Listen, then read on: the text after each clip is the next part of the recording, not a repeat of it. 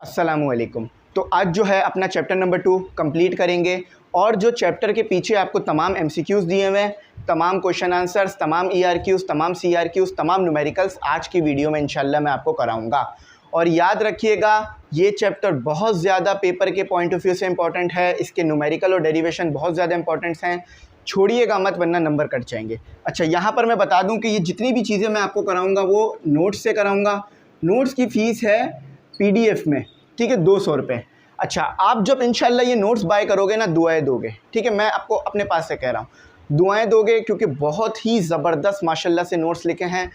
Notes के अंदर तमाम चैप्टर के क्वेश्चन आंसर्स, तमाम चैप्टर के MCQs, तमाम चैप्टर के न्यूमेरिकल्स, तमाम चैप्टर के CRQs, तमाम चैप्टर के ERQs, तमाम चैप्टर की डेरिवेशन, तमाम चैप्टर की जो है वो डायग्राम्स, सब कुछ सॉल्व कर दिया है। बहुत जल्दी नोट्स लिखे हैं लेकिन बहुत ज़बरदस्त हैं।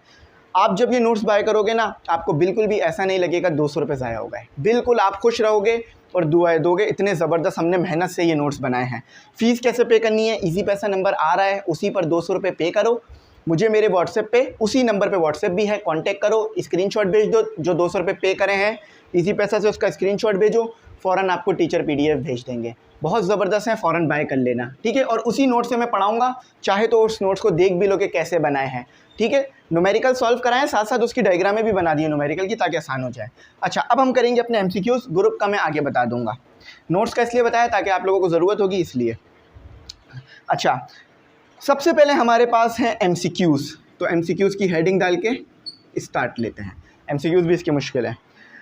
कहा जाता है आपको सबसे पहले MCQs में ये कहते हैं to get a resultant displacement. हमने रिजल्टेंट डिस्प्लेसमेंट हासिल किया है। रिजल्टेंट डिस्प्लेसमेंट कितने का? देखो, रिजल्टेंट है तो मैं इसको D लिख रहा हूँ। रिजल्टेंट डिस्प्लेसमेंट है हमारे पास 10 मीटर का। अब ये रिजल्टेंट डिस्प्लेसमेंट हमने किससे हासिल किया है? दो और वेक्टर्स हैं, यानी दो और डिस्प्लेसमेंट हैं। एक जो वेक्टर है आपके पास वो कितने का है? 6 मैग्नीट्यूड का, ठीक है, मीटर यानी इसका यूनिट हो गया।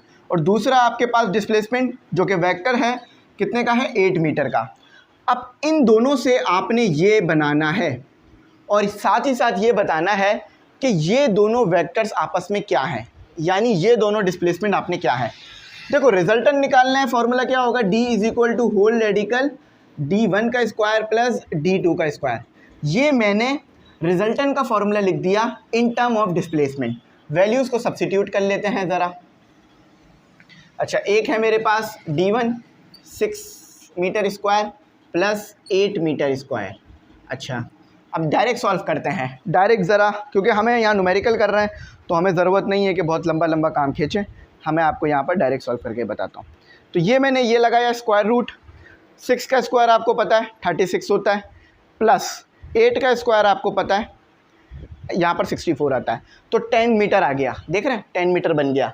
यानी ये किस फॉर्मूले से बनता है? रिजल्टेंट का फॉर्मूला पाइथागोरस से, ठीक है। ये किस फॉर्मूले से बनता है? पाइथागोरस से बनता है।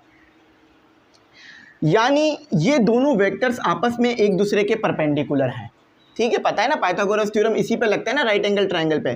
तो ये D1 हो गया, ये D2 हो गया और ये आपका D हो गया। तो यानी ये दोनों वेक्टर्स आपस में क्या थे? परपेंडिकुलर थे। तो ये आपको D पॉइंट दिया हुआ होगा इन्होंने, हाँ देखो। तो यहाँ पर असल में ऐसा है कि ये आपको बिल्कुल ऐसे नहीं दे देंगे कि जैसे आपको 9th 10th में MCQs दिए जाते थे कि ये फार्मूला है, बता दें किसका है। नहीं, यहाँ पर पूरा पूरा आपको लॉजिक देकर वो पूछेंगे कि भाई ये बताएं ये क्या चीज़ है, तो इसको आप समझेंगे, ठीक है।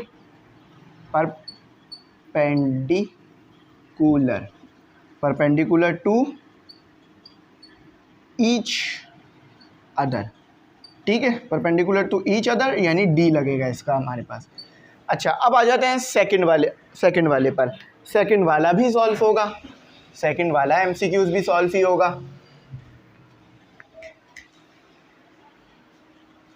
सेकंड वाला MCQs भी हमने सॉल्व ही करना है। अच्छा, तो सेकंड वाले MCQs में देखें क्या कहा जाता है। The velocity of a particles at an instant is. आपके पास एक पार्टिकल है जिसकी वेलोसिटी एक इंस्टेंट पर आ रही है, यानी हम इसे लेंगे U का मतलब होता है इनिशियल वेलोसिटी, ठीक है। न्यूमेरिकल सॉल्व कर रहे हैं तो इसलिए हम इसे डिटेल में नहीं लिखेंगे, सिर्फ सोल्यूशन करेंगे।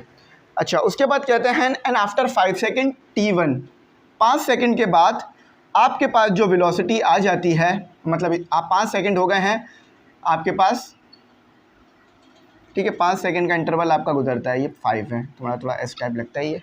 अच्छा, the velocity of particle, 5 second बाद जो वेलोसिटी हो जाती है पार्टिकल की, यानी फाइनल वेलोसिटी जिसे हम कहेंगे 20 मीटर पर सेकंड हो गई।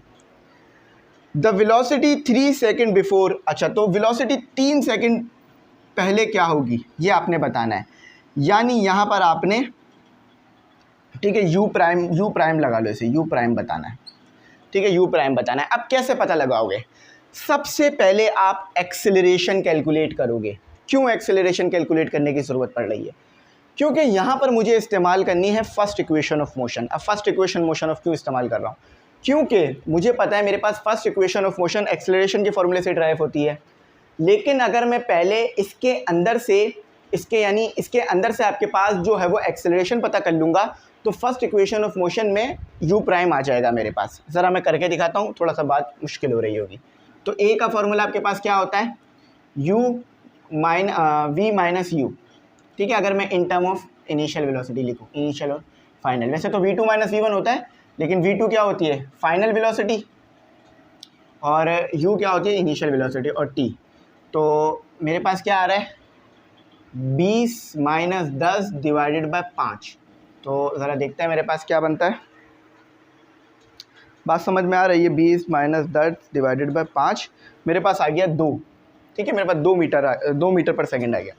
अब मैं इस्तेमाल करूँगा सेकंड इक्वेशन ऑफ मोशन, ठीक है, इधर कर लेता हूँ first equation of motion. First equation of motion क्या होती है मेरे पास? Vf is equal to Vi plus AT, ठीक है। तो ये यहाँ तक समझ में आ गया। अब इसको ज़रा रिप्लेस कर देते हैं कि ये मेरे पास Vf है तो मैं इसे V बना देता हूँ, और U है Vi है तो मैं इसे U बना देता हूँ, प्लस AT। अच्छा, ये प्राइम है, मुझे ये चाहिए, तो मैं सबको इस तरफ ले आऊँगा, V minus AT U prime, ठीक है। अब वैल्यूज़ पुट कर दूँगा। अच्छा, अब याद रखना कि यहाँ पर मुझसे कहा गया था, सवाल में भी अगर आप देखो तो उन्होंने मुझसे कहा था कि the velocity 3 second before it's, यानी 3 सेकंड पहले वेलोसिटी क्या होगी जब आपके पास 10 मीटर पर सेकंड वेलोसिटी है। तो यानी यहाँ पर जो v है ना, यहाँ पर जो v है वो इसे रखा जाएगा, ठीक है, इसे रखा जाएगा। क्यों? क्योंकि इससे पहले वाली मांग रहे हैं। तो 10 माइनस 2 और 3, तो ये आ गया आपके पास u प्राइम। तो ये हो गया 10 माइनस 6 u प्राइम। तो u प्राइम जो आ रहा है वो आ रहा है आपके पास 4 मीटर पर सेकेंड, ठीक है। तो ये इसका जवाब है, 4 मीटर पर सेकेंड। अब देख लेते हैं इसका, ये है b, ये b है हमारे पास, ठीक है। बात समझ में आ गई ना? देखो, ये वाला काम हमने किया 5 सेकंड के लिए, लेकिन एक्सेलरेशन तो सेम रहेगी, और ये वाला काम हमने किया क्योंकि हम फर्स्ट इक्वेशन ऑफ मोशन इस्तेमाल कर रहे हैं, तो इसका मतलब एक्सेलरेशन सेम है। तो यहाँ से हम एक्सेलरेशन निकालना है और हमने इधर पुट करके आंसर निकाल लिया अपना। और फिर ये काम हमने किया 3 सेकंड के लिए, और इसमें वेलोसिटी भी हमने 10 सेकंड वाली रखी, यहाँ पर ऐसा हुआ, ठीक है। तो ये समझ में आ गया होगा, मैं उम्मीद करता हूँ। थोड़ा सा मुश्किल था, लेकिन ये उम्मीद आ गया होगा। अब ये न्यूमेरिकल नहीं है, लेकिन ये थोड़ा न्यूमेरिकल टाइप ही है। अच्छा, अब आ जाओ सेकंड करते हैं। A ball is thrown upward with a velocity of 100 metres, it will reach the ground after. कहते हैं कि बॉल जो है वो फेंकी जाती है,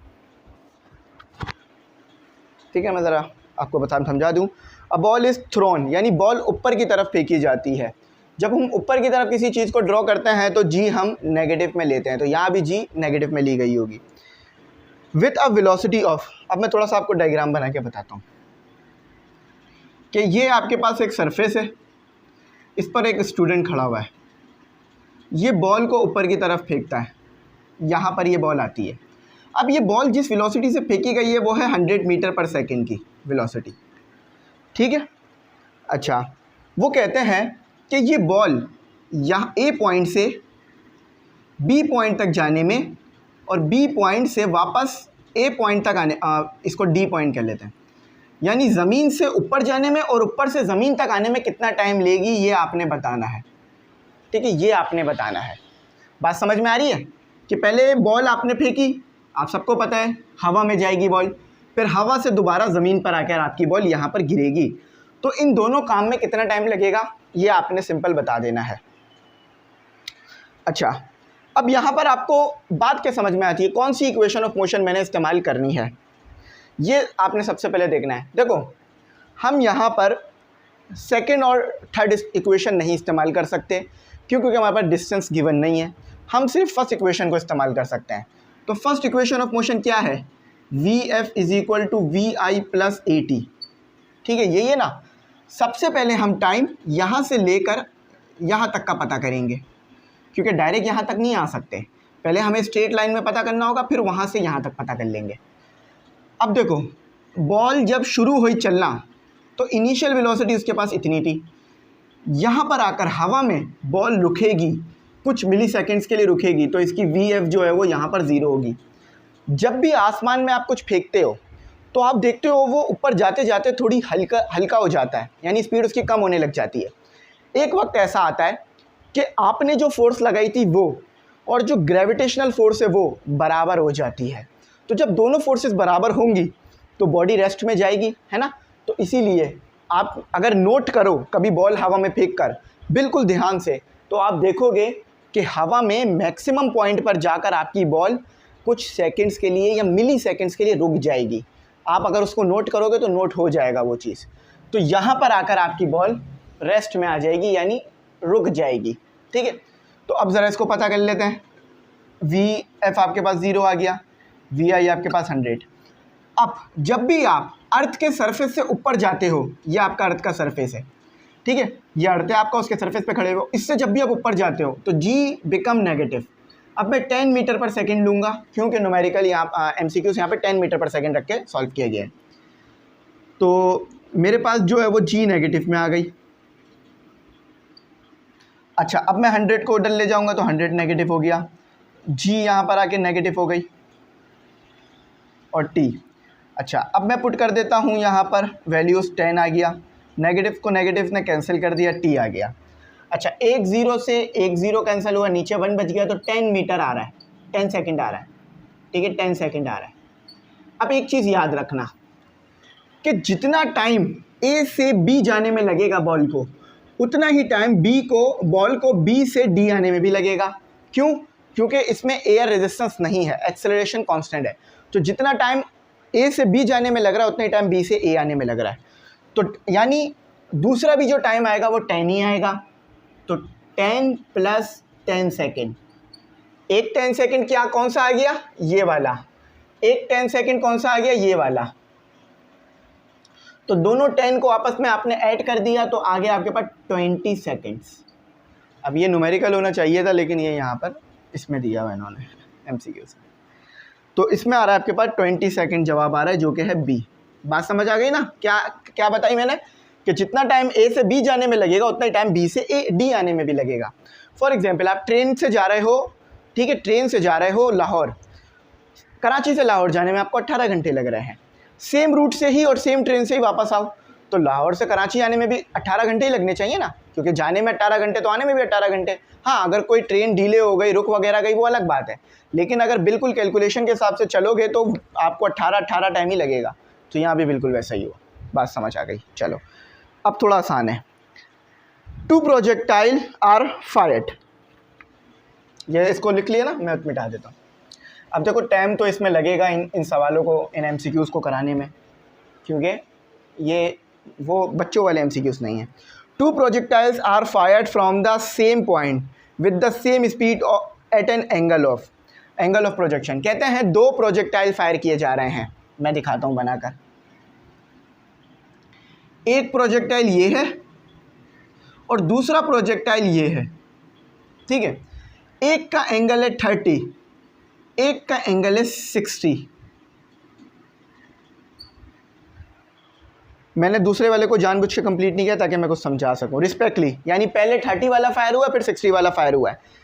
which one of the following is true, इनमें से कौन सी बात ट्रू होगी? अगर मतलब 2 प्रोजेक्टाइल हैं, एक को 30 पे फायर किया, एक को 60 पे फायर किया, तो क्या चीज़ सेम होगी? The range will be same, range same होगी। The maximum height will be same. देखो मैक्सिमम हाइट तो सेम नहीं है, एक यहाँ तक आया, एक ऑब्जेक्ट यहाँ तक आया, एक उससे भी ऊपर चला गया, तो मैक्सिमम हाइट तो सेम नहीं है। Their landing velocity will be same, ये भी सेम नहीं होगा। Time their time of flight will be same, time of flight भी सेम नहीं होगा। क्यों? क्योंकि जब एक चीज़ ऊपर जा रही है तो ज़्यादा टाइम लेगी और एक चीज़ नीचे से ही आ गई तो कम टाइम लगेगा। रेंज सेम होगा। अब कैसे पता चलेगा? देखो दोनों चीज़ें एक ही जगह पर आके गिरेंगी। कैसे? ये वाला आप एंगल उठा लो, ठीक है, 90 से इसे माइनस कर दो तो आपके पास आ गया θ2 यानी 60। तो यानी आपने जब एक एंगल को माइनस किया तो आपके पास ये एंगल आ रहा है। इसका मतलब ये है कि जब भी आप प्रोजेक्टाइल में किसी एंगल को 90 से माइनस करोगे और जो एंगल आपके पास दूसरा वाला आएगा वो क्या बताएगा कि दोनों ही एंगल पर रेंज सेम आएगी। यानी आप चाहो तो 30 पे फायर करो या आप चाहो तो 60 पे फायर करो, आपका जो ऑब्जेक्ट है वो यहीं पर आके गिरेगा, यहीं पर आके गिरेगा। क्यों यहाँ पर आके गिरेगा? क्योंकि आपके पास जो है वो रेंज सेम रहेगी। बात समझ आ गई ना? अब मैं आपको बोल दूँ 60 वो एंगल है जिस पर आपने प्रोजेक्टाइल फायर किया। दूसरा एंगल बताओ कि जिस पर यही सेम रेंज आएगी जो 60 के एंगल पर आ रही है। तो आप यहाँ पर 60 को माइनस कर दोगे 90 से, आपके पास 30 बचेगा। याद रखना इस चीज़ को। तो इसका जो सही है वो है आपके पास C, sorry A, the range will be same. ठीक है, the range will be same. ये थोड़ा सा आगे पीछे हो रहा है लेकिन चल जाएगा। नेक्स्ट पे आते हैं। नेक्स्ट पे कहा जाता है the ratio of numerical value of average velocity and average speed of a body always. देखो जो रेशो होता है ना एवरेज वेलोसिटी और एवरेज स्पीड का, अगर आप लेके चेक करो तो या तो वो यूनिटी आता है या तो वो 1 आता है या तो 1 से कम आता है। तो यहाँ पर मैं लगाऊंगा यूनिटी और लेस देन यूनिटी। यूनिटी या यूनिटी आएगा,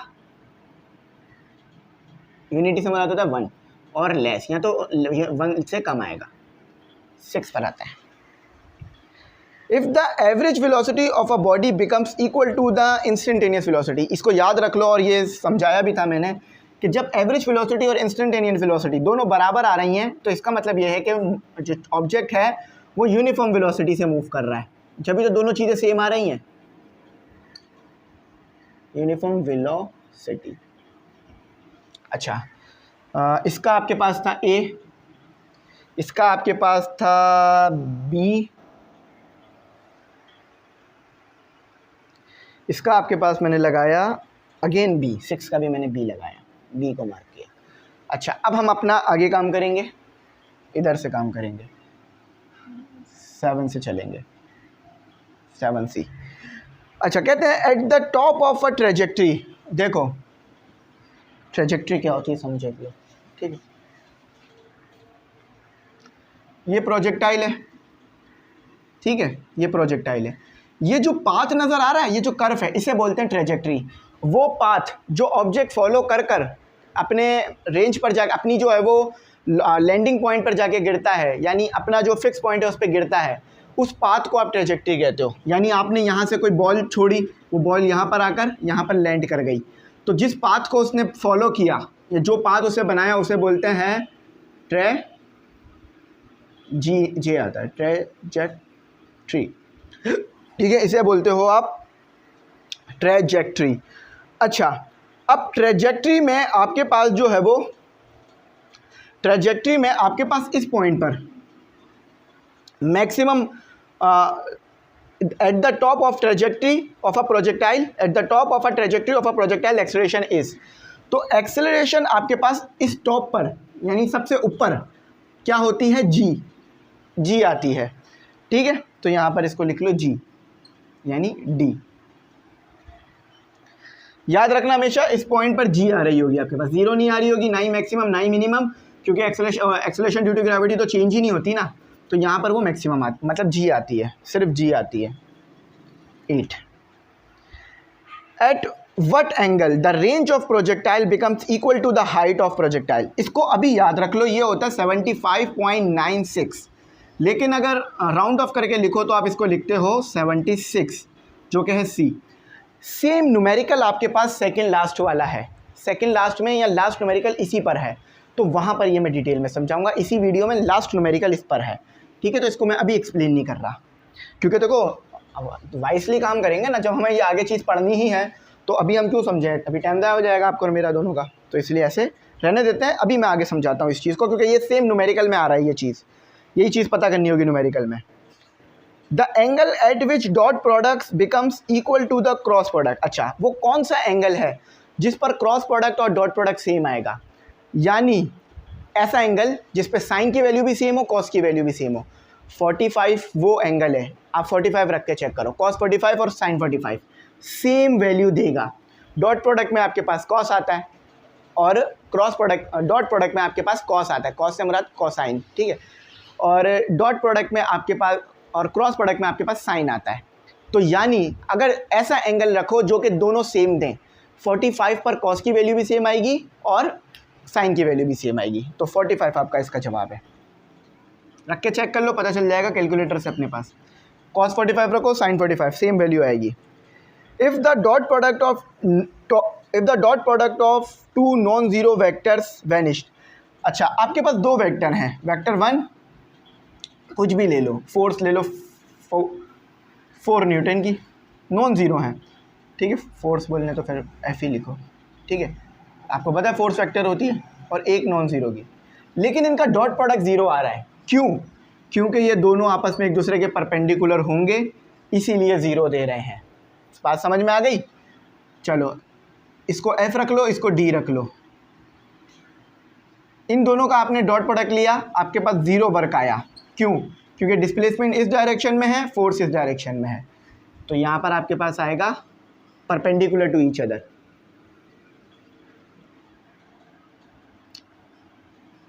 ठीक है, परपेंडिकुलर आपके पास है सी, परपेंडिकुलर टू ईच अदर। पहले का जवाब भी यही था, आखिरी का जवाब भी यही है,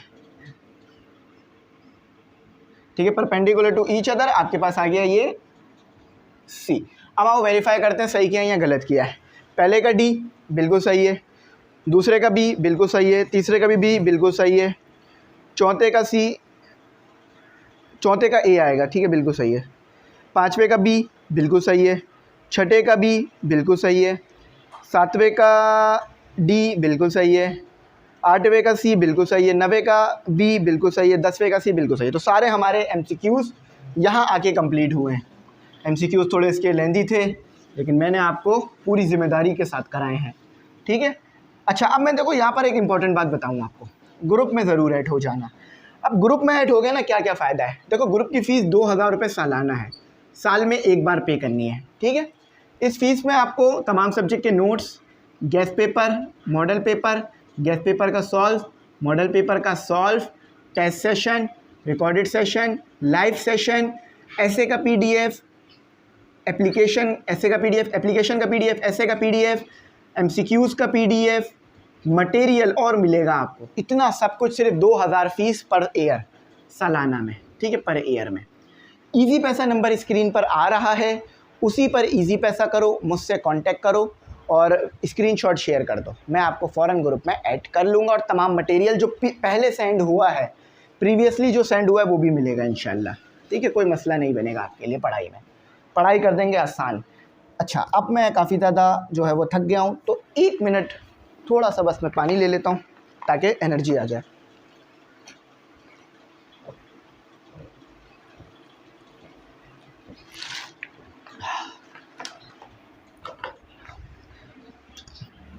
एज अ टीचर भी घंटों तक खड़े रहना बड़ा मुश्किल काम होता है, लेकिन अब तो आदत सी हो गई है, 2-3 घंटे खड़े ना रहें तो ऐसा लगता है कि कुछ काम ही नहीं किया, ठीक है।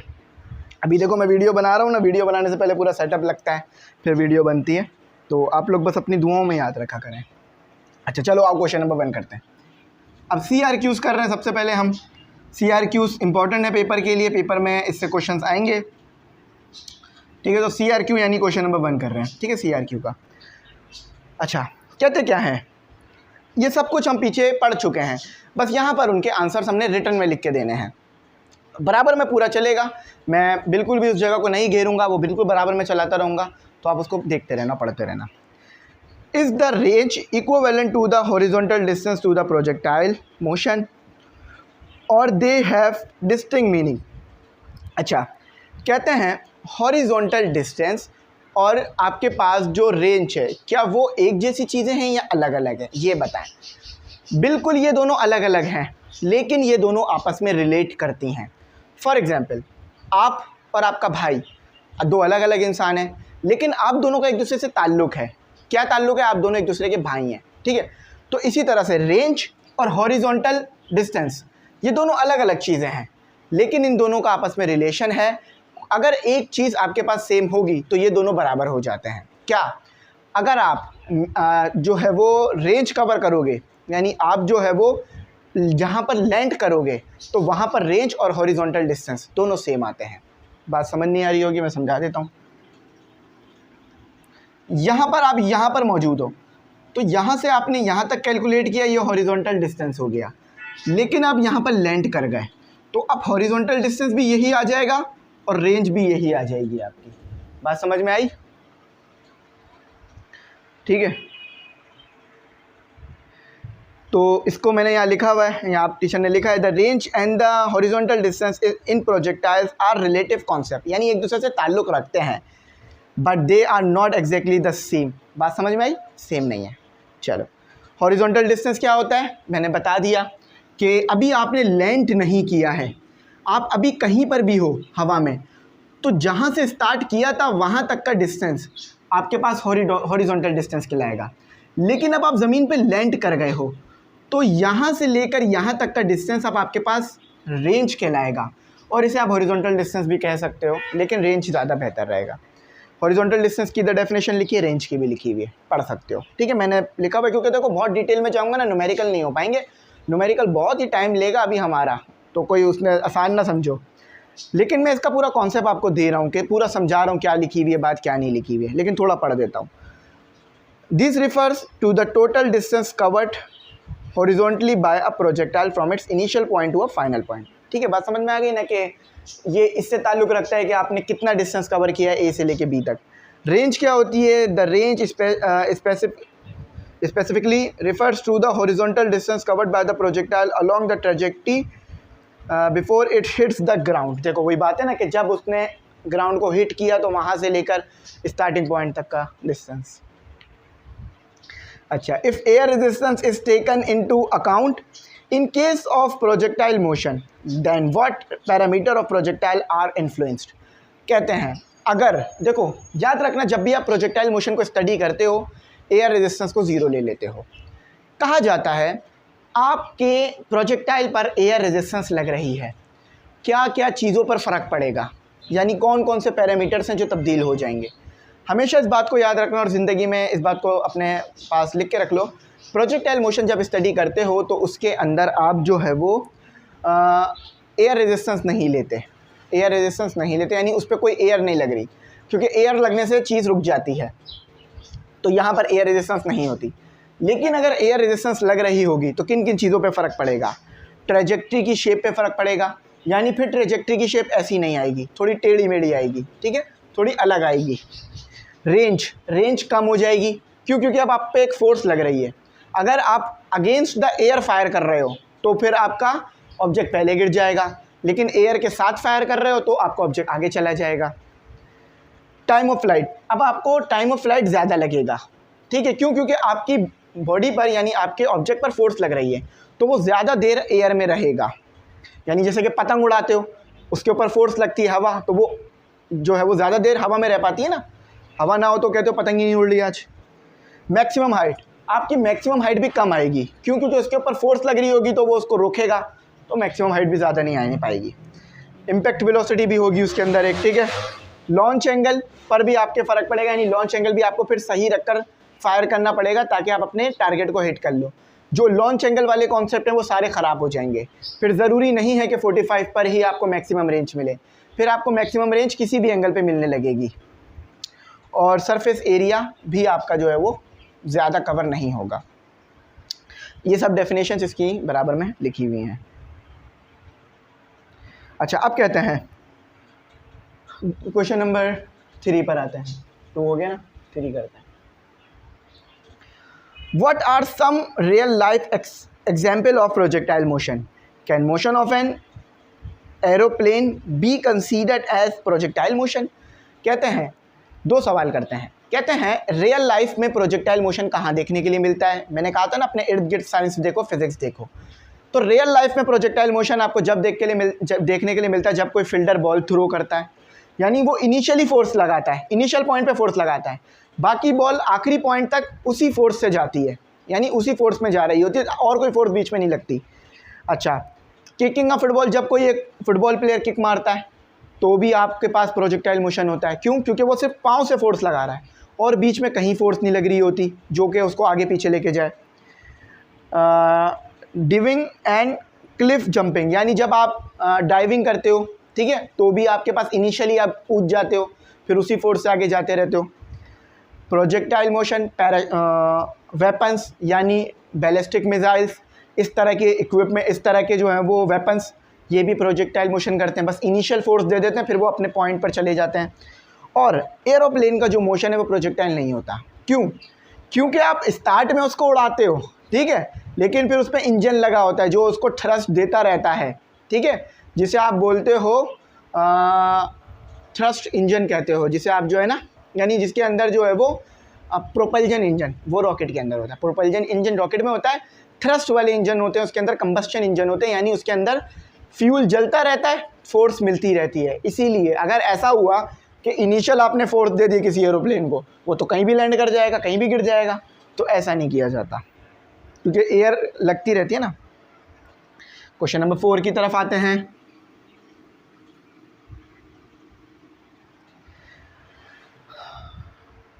कहा जाता है where do we use the concept of speed and velocity in our daily life, कहाँ पर हम स्पीड और वेलोसिटी का कॉन्सेप्ट अपनी डेली लाइफ में इस्तेमाल करते हैं।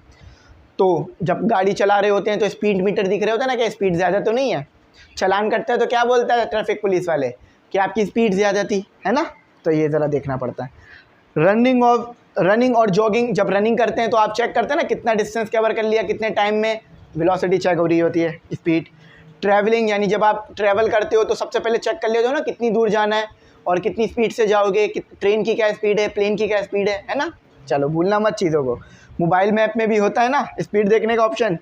अच्छा, शिप भी जब चलते हैं तो स्पीड से चलते हैं ना, पता होता है कितनी स्पीड जा रही है उनकी, पता है भाई आप लोगों को माशाल्लाह से। अच्छा, अब क्वेश्चन नंबर 5, इसमें CRQs थोड़े कम थे ना, आगे चैप्टर में बहुत है। इसको रख देता हूँ, बहुत डिस्टर्ब कर रहा है ये। अच्छा, can an object have an initial velocity of 0 and still experience uniformly acceleration motion, ठीक है, इसमें बिल्कुल सही लिखी हुई है, yes, an object can have an initial velocity of 0 and still experience uniformly acceleration motion. मतलब कोई चीज़ इनिशियली आपने 0 वेलोसिटी से शुरू कर दी लेकिन बाद में उसकी जो एक्सेलरेशन है वो कांस्टेंट हो गई, ऐसा हो सकता है, इसमें यही बात लिखी हुई है, ठीक है। एग्जाम्पल भी दी हुई है नीचे। अब ERQs करते हैं, ERQs, ठीक है। अच्छा, अब यहाँ पर आपको दी हुई है इक्वेशन ऑफ मोशन। अब मेरी बात ज़रा गौर से सुनो,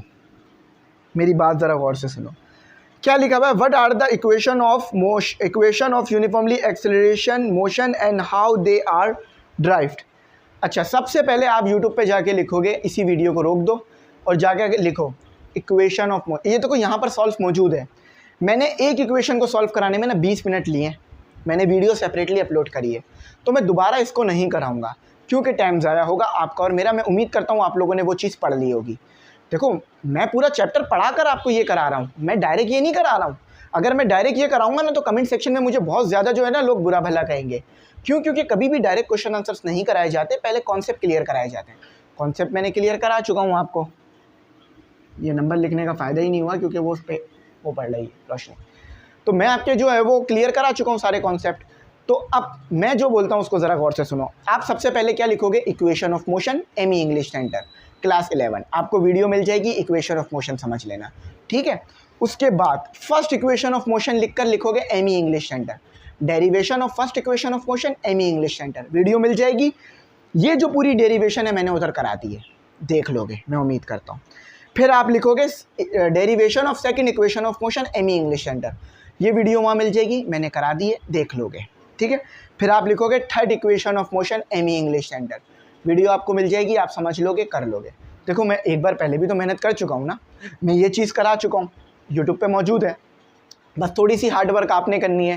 पहले आपने लिखना है equation of motion M E English centre, फिर आपने लिखना first equation of motion M E English centre, फिर आपने लिखना second equation of motion M E English centre, फिर आपने लिखना है derivation of third equation of motion M E English centre. अलग अलग चारों को लिखकर सर्च कर लेना। पहले इक्वेशन ऑफ मोशन देख लेना, वो कंप्लीट हो जाए, फिर देख लेना derivation of first equation of motion M E English centre, फिर वो वीडियो खत्म हो जाए, फिर देख लेना second derivation of second equation of motion M E English centre, फिर derivation of third equation of motion M E English centre. यही ना चीज़ आपको मिल जाएगा, इसने आपको करा दिया है, आप समझ लोगे। दोबारा कराऊंगा टाइम वेस्ट होगा, अभी मैंने कल ही कराया है सब कुछ ना, इसीलिए कह रहा हूँ, वरना मसला नहीं था, करा देता। ठीक है, अब डायरेक्ट मैं जो है वो क्वेश्चन नंबर 2 पर आ जाऊँगा, और यही इसी तरह से कराया है, कोई नई चीज़ नहीं कराई है। ठीक है, क्वेश्चन नंबर 1 हमारा यहाँ हो जाता है। अगर मैंने नहीं कराया होता और फिर मैं आपको ऐसा बोलता तो मैं गलत था, लेकिन मैं करा चुका हूँ। ठीक है, तो मुझे खुद भी गिल्टी होती है इस बात पे कि मैंने आज सही नहीं पढ़ाया या ये चीज़ सही नहीं बताई। मैं बहुत इस चीज़ को मायने करता हूँ और बहुत इस चीज़ को वैल्यू देता हूँ। How does the horizontal concept of velocity in projectile motion behaves. अच्छा, कैसे जो है वो horizontal component of velocity behave करती है। यानी इधर आओ ज़रा, कहाँ रह गए आप लोग। ये आपके पास एक प्रोजेक्टाइल मोशन है, इसके अंदर आपके पास एक वेलोसिटी है v0x जो कि हॉरिजॉन्टल वेलोसिटी होती है, और ये वर्टिकल वेलोसिटी होती है जिसे आप vy कहते हो, और ये आपके पास होती है v। ठीक है, इन दोनों का रिजल्टेंट। तो ये वाली वेलोसिटी कैसे बिहेव करती है प्रोजेक्टाइल में, ये पूछ रहे हैं। सबसे पहले तो ये स्टार्ट से लेकर फाइनल तक कांस्टेंट रहती है। देखो, कांस्टेंट मैग्नीट्यूड। फिर अनअफेक्टेड बाय ग्रेविटी, इस पर ग्रेविटी नहीं लग रही होती, क्यों? क्योंकि ये आगे ही बढ़ती रहती है। यूनिफॉर्म मोशन, इसका मोशन यूनिफॉर्म रहता है। अच्छा, उसके बाद इंडिपेंडेंस ऑफ वर्टिकल मोशन, इस पे वर्टिकल मोशन असर नहीं करता, हमने पढ़ा था इसे। हॉरिजॉन्टल डिस्टेंस, ये हॉरिजॉन्टली कवर हो रही होती है, मतलब हॉरिजॉन्टल डिस्टेंस इस पे कवर हो रहा होता है। जितना ज़्यादा v0x होगा उतना ज़्यादा हॉरिजॉन्टल डिस्टेंस कवर होगा। ठीक है, ये बात हम पढ़ चुके हैं इसे, मैंने बहुत डिटेल में सब कुछ पढ़ाया है। अब मैं उम्मीद करता हूँ कोई मुझे कमेंट सेक्शन में बुरा भला नहीं कहेगा। अच्छा, ग्रुप में ज़रूर ऐड हो ना, ये बता रहा हूँ फिर से। तो स्टूडेंट, अब हमने करना है अपना क्वेश्चन नंबर 3। क्वेश्चन नंबर 2 हमारा हो गया, क्वेश्चन नंबर 3 करते हैं। देखें, क्वेश्चन नंबर 3 में कहा जाता है what is the significance of the area under a velocity time graph in the constant acceleration motion. अच्छा, अब हम सबको पता है कि हम जो है वो एरिया अंडर द कर्व निकालते हैं, किसके अंदर? वेलोसिटी और टाइम ग्राफ के अंदर। अब मैं ज़रा इसको बनाता हूँ तो आपको ज़्यादा अच्छी तरह से जो है ना ये समझ में आएगा। कैसे, ज़रा इसको देखो। यहाँ पर ये मेरे पास आ गया टाइम, ये आ गई मेरे पास वेलोसिटी। वेलोसिटी और टाइम का रेशो हम सब जानते हैं एक्सेलरेशन बनता है। अच्छा, कांस्टेंट एक्सेलरेशन है तो यानी एक स्ट्रेट लाइन आएगी, और ये आपके पास एक वर्टिकल लाइन आ जाएगी। ये एक ट्रायंगल बन गया, इसके अंदर का जो एरिया है ना, जो मैं रंग कर रहा हूँ, इसे बोलते हो आप एरिया अंडर द कर्व। अब ये ट्रायंगल है, तो ट्रायंगल का एरिया निकालने का क्या फॉर्मूला है? हाफ लेंथ और height, length multiply by height. तो ये जब एरिया अंडर द कर्व आप निकालोगे तो आपके पास एक लेंथ आएगी। वो लेंथ क्या होगा? वो एक डिस्टेंस होगा, यानी जो एरिया आएगा वो आपके पास एक डिस्टेंस होगा जो कि बॉडी ट्रेवल करेगी during the motion.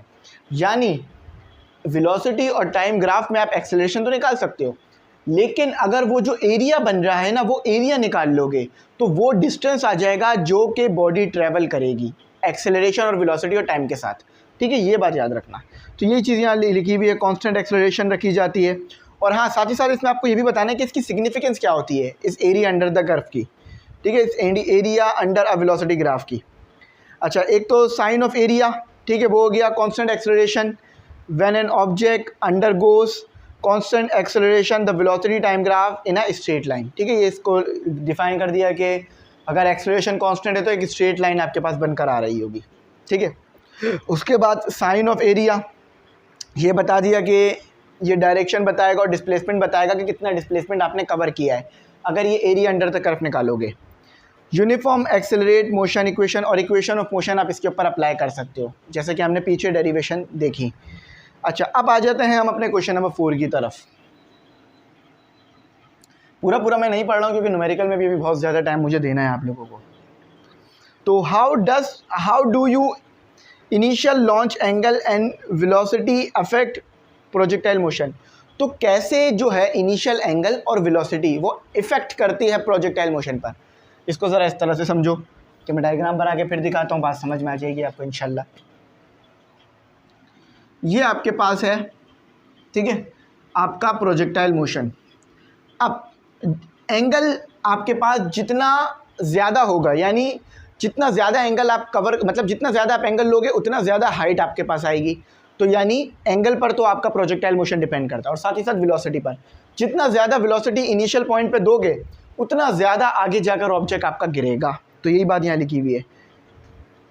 Initial launch angle, range and trajectory shape. तो different angles, different launch angles result in different trajectory shapes. बिल्कुल सही है। अब देखो ये मैंने इस एंगल पे लॉन्च किया, अब एक और एंगल ले लेता हूँ तो ये ऐसे आएगा। तो एंगल के तब्दील करते रहोगे, आपके पास शेप ऑफ ट्रेजेक्ट्री तब्दील होती रहेगी। इसी तरह आपके पास मैक्सिमम हाइट भी तब्दील होती रहेगी। देखो इस एंगल पर मैक्सिमम हाइट ये आ रही है, इस एंगल पर मैक्सिमम हाइट ये आ रही है, और सिमेट्री भी इसमें कुछ सिमिलर भी चीज़ें मिलेंगी। अच्छा, इनिशियल वेलोसिटी जितनी ज़्यादा होगी रेंज उतनी ज़्यादा कवर होगी। The initial velocity direct effect the range covered by the projectile. ठीक है, यही लिखा हुआ है। मैक्सिमम हाइट, इनिशियल वेलोसिटी जितनी ज़्यादा होगी उतनी ज़्यादा आपके पास मैक्सिमम हाइट भी आएगी, यानी ऑब्जेक्ट और दूर तक ऊपर भी जाएगा। ठीक है, टाइम ऑफ फ्लाइट भी आपके पास बढ़ेगा, क्योंकि देखो अब वेलोसिटी ज़्यादा है तो ऑब्जेक्ट दूर गिरेगा, जब ऑब्जेक्ट दूर गिरेगा तो टाइम ऑफ फ्लाइट ज़्यादा लगेगा आपको, और इम्पैक्ट ऑफ एयर रेजिस्टेंस भी फिर कम हो जाएगा अगर वेलोसिटी आपके पास ज़्यादा होगी तो। अब आखिरी सवाल करते हैं, क्वेश्चन नंबर 5। इसके पूरे जवाब आप लोग लिख लीजिएगा, बराबर में आपके पास चल रहे हैं। क्वेश्चन नंबर 5 में कहते हैं explain the concept of independence between horizontal and vertical motion in projectile motion. देखो हॉरिजॉन्टल मोशन जो होता है, मतलब प्रोजेक्टाइल में जो हॉरिजॉन्टल मोशन हो रहा होता है, देखो भाई प्रोजेक्टाइल में दो मोशन होते हैं, एक हॉरिजॉन्टल एक वर्टिकल। ये आपके पास आ गया, ये वाला जो मोशन है v0x, ये हॉरिजॉन्टल के लिए होता है, यानी हॉरिजॉन्टल वेलोसिटी ये तो मोशन हो रहा होगा, और ये v0y ले लो या vi ले लो, vi ये वर्टिकल के लिए होता है, और ये इसका रिजल्टेंट होता है जिसे आप v कहते हो। तो हॉरिजॉन्टल मोशन जो होता है वो उसके अंदर वेलोसिटी कांस्टेंट रहती है, वर्टिकल जो मोशन होता है उसके अंदर वेलोसिटी तब्दील होती रहती है, और एक ख़ास हाइट अटेन होने के बाद आपके पास ऑब्जेक्ट नीचे आने लगता है। ग्रेविटी इफेक्ट करती है सिर्फ वर्टिकल मोशन पर, हॉरिजॉन्टल पे नहीं करती, यहाँ पर ये बात लिखी हुई है। In projectile motion the only force acting on the object is gravity, और वो ग्रेविटी सिर्फ v/y पे लग रही है, v0x पे नहीं लग रही। Horizontal motion in the absence of horizontal force, horizontal force पे कोई भी फोर्स नहीं लग रही, जो फोर्स आपने इनिशियली दी थी ऑब्जेक्ट उसी से मूव कर रहा है। Independence the key insight in the these two motions, the vertical and horizontals are entirely independent of each other। अच्छा, जितना ज़्यादा वर्टिकल जितना ज़्यादा हॉरिजॉन्टल स्पीड होगी उतना ज़्यादा वर्टिकली डिस्टेंस भी कवर ज़्यादा होगा, तो इससे भी फ़र्क पड़ता है। सिमुल्टेनियस मोशन, दोनों मोशन एक साथ ही चल रहे होते हैं, वर्टिकल मोशन और हॉरिजॉन्टल सेम नहीं होते लेकिन साथ चल रहे होते हैं। अब आ जाते हैं हम अपने असल न्यूमेरिकल्स पर, जो कि मैंने आपको कराने थे। ठीक है, ये हमारे कवर हो गए यहाँ पर। अच्छा, न्यूमेरिकल में बहुत ज़्यादा ध्यान दीजिएगा, बिल्कुल भी अपनी अटेंशन को इधर उधर ना करिएगा, क्योंकि एक तो न्यूमेरिकल इंपॉर्टेंट है, ऊपर से बोर्ड एग्जाम में आने हैं, ऊपर से इसको समझना भी अपने आप में ही एक बड़ा मुश्किल काम है, क्योंकि डायग्राम भी ड्रॉ होंगी ना, इसलिए। तो स्टूडेंट अब हमने जो है अपना न्यूमेरिकल नंबर 1 करना है, और गिवन डेटा और टू फाइंड की हेडिंग मैंने उसमें रख दी है। अच्छा, अब देखो यहाँ कहा क्या जाता है, यहाँ कहा जा रहा है न्यूमेरिकल नंबर 1 जो कि मोस्ट इंपॉर्टेंट है, उसमें कहते हैं a helicopter is ascending, helicopter ऊपर की तरफ उड़ रहा है, एट अ रेट ऑफ, उसका जो रेट है यानी उसकी जो वेलोसिटी है वो कितनी है, यानी कितनी वेलोसिटी से वो ऊपर जा रहा है, 12 मीटर पर second. At a height of, 80 metre की हाइट पर जाकर उसने अबव द ग्राउंड, यानी ज़मीन से 80 मीटर ऊपर जाकर उसने एक पैकेज ड्रॉप किया, यानी एक पैकेज को फेंका, एक जो है वो रिलीफ पैकेज उसने वहाँ से ड्रॉप कर दिया। How long does the package take to reach the ground, package कितना टाइम लेगा ग्राउंड तक आने में।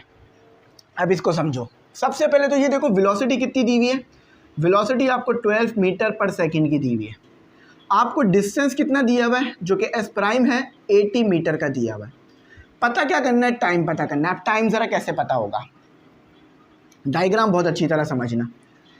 यहाँ से हेलीकॉप्टर उड़ा, इस पॉइंट तक आया, इसे हमने कह दिया ए पॉइंट, जहाँ से वो उड़ा जिस पॉइंट तक आया उसे कह दिया बी पॉइंट।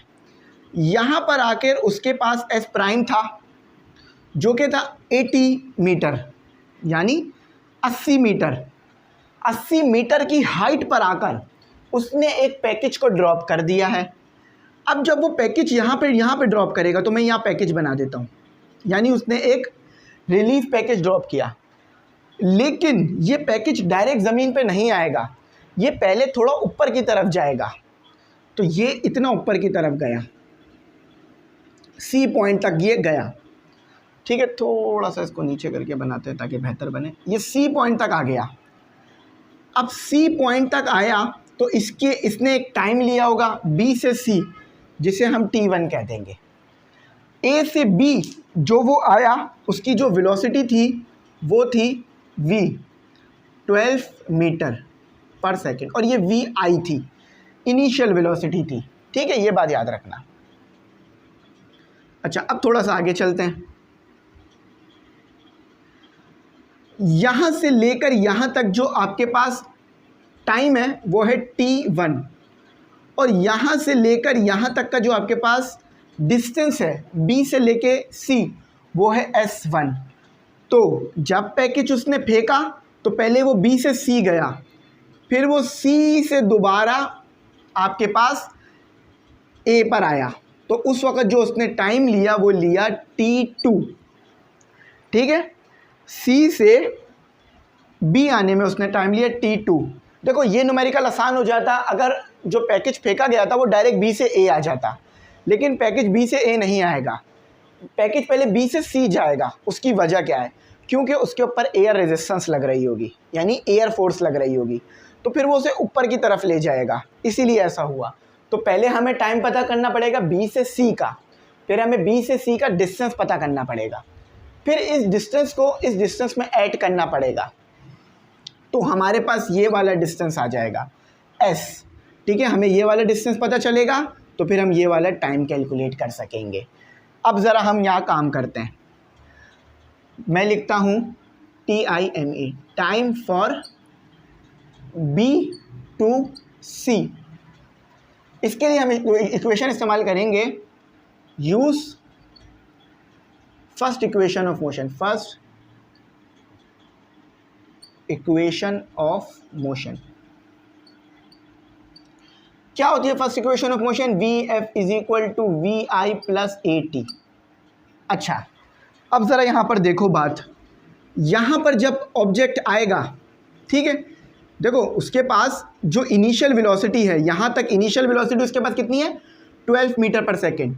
लेकिन जब C पॉइंट पर ऑब्जेक्ट आएगा ना तो ऑब्जेक्ट थोड़ी देर के लिए रुकेगा, तो VF इक्वल टू 0 हो जाएगी।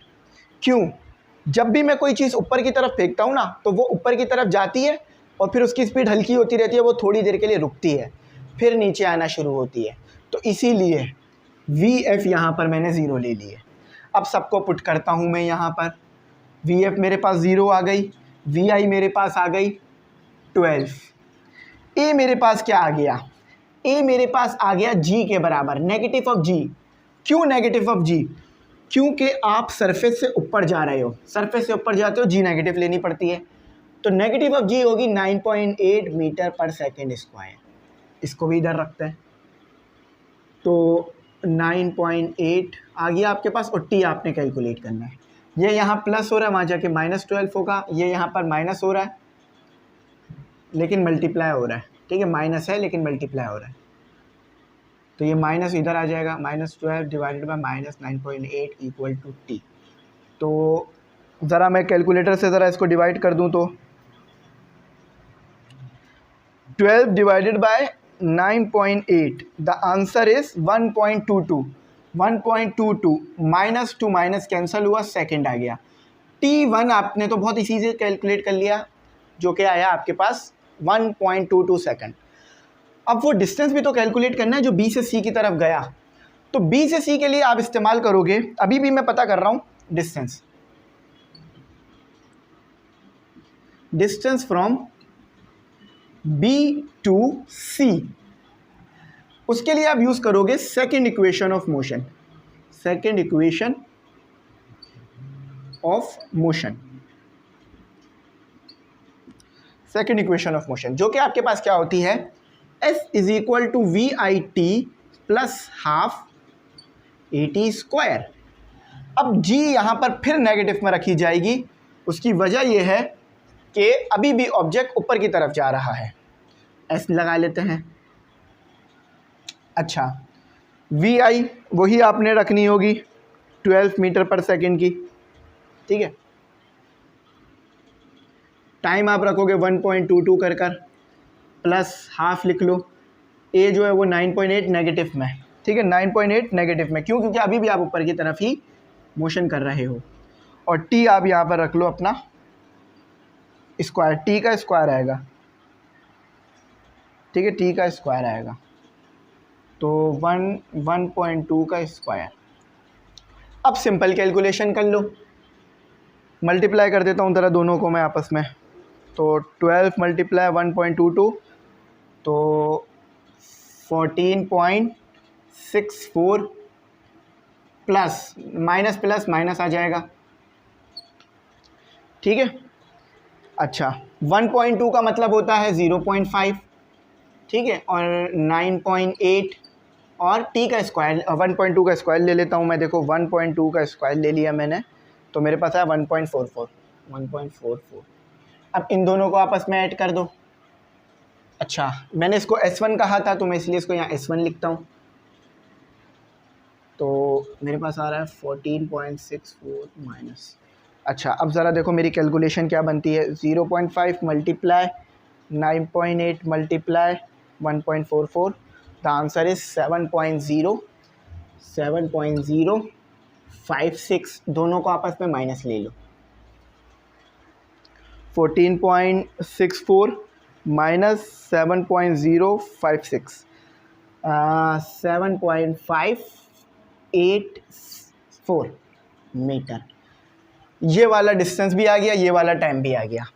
अच्छा, अब अगर S प्राइम में S1 को ऐड करोगे तो S आ जाएगा, क्यों, क्योंकि देखो यहाँ से लेकर यहाँ तक आपके पास क्या है S प्राइम, और यहाँ से लेकर यहाँ तक आपके पास है S1, तो द सम ऑफ फॉर, अच्छा अब यहाँ से ले इसको भी ज़रा नाम दे दो ताकि आसान हो जाए काम हमारे पास, distance from A B C, D to E कह लो, ठीक है, डी टू ई कहना चाहो तो कह लो, नहीं कहना चाहो तो कोई मसला नहीं है, या टोटल डिस्टेंस भी आप कह सकते हो इसे, ठीक है, या इसे ऐसे भी कह सकते हो सी टू ए, सी टू ए।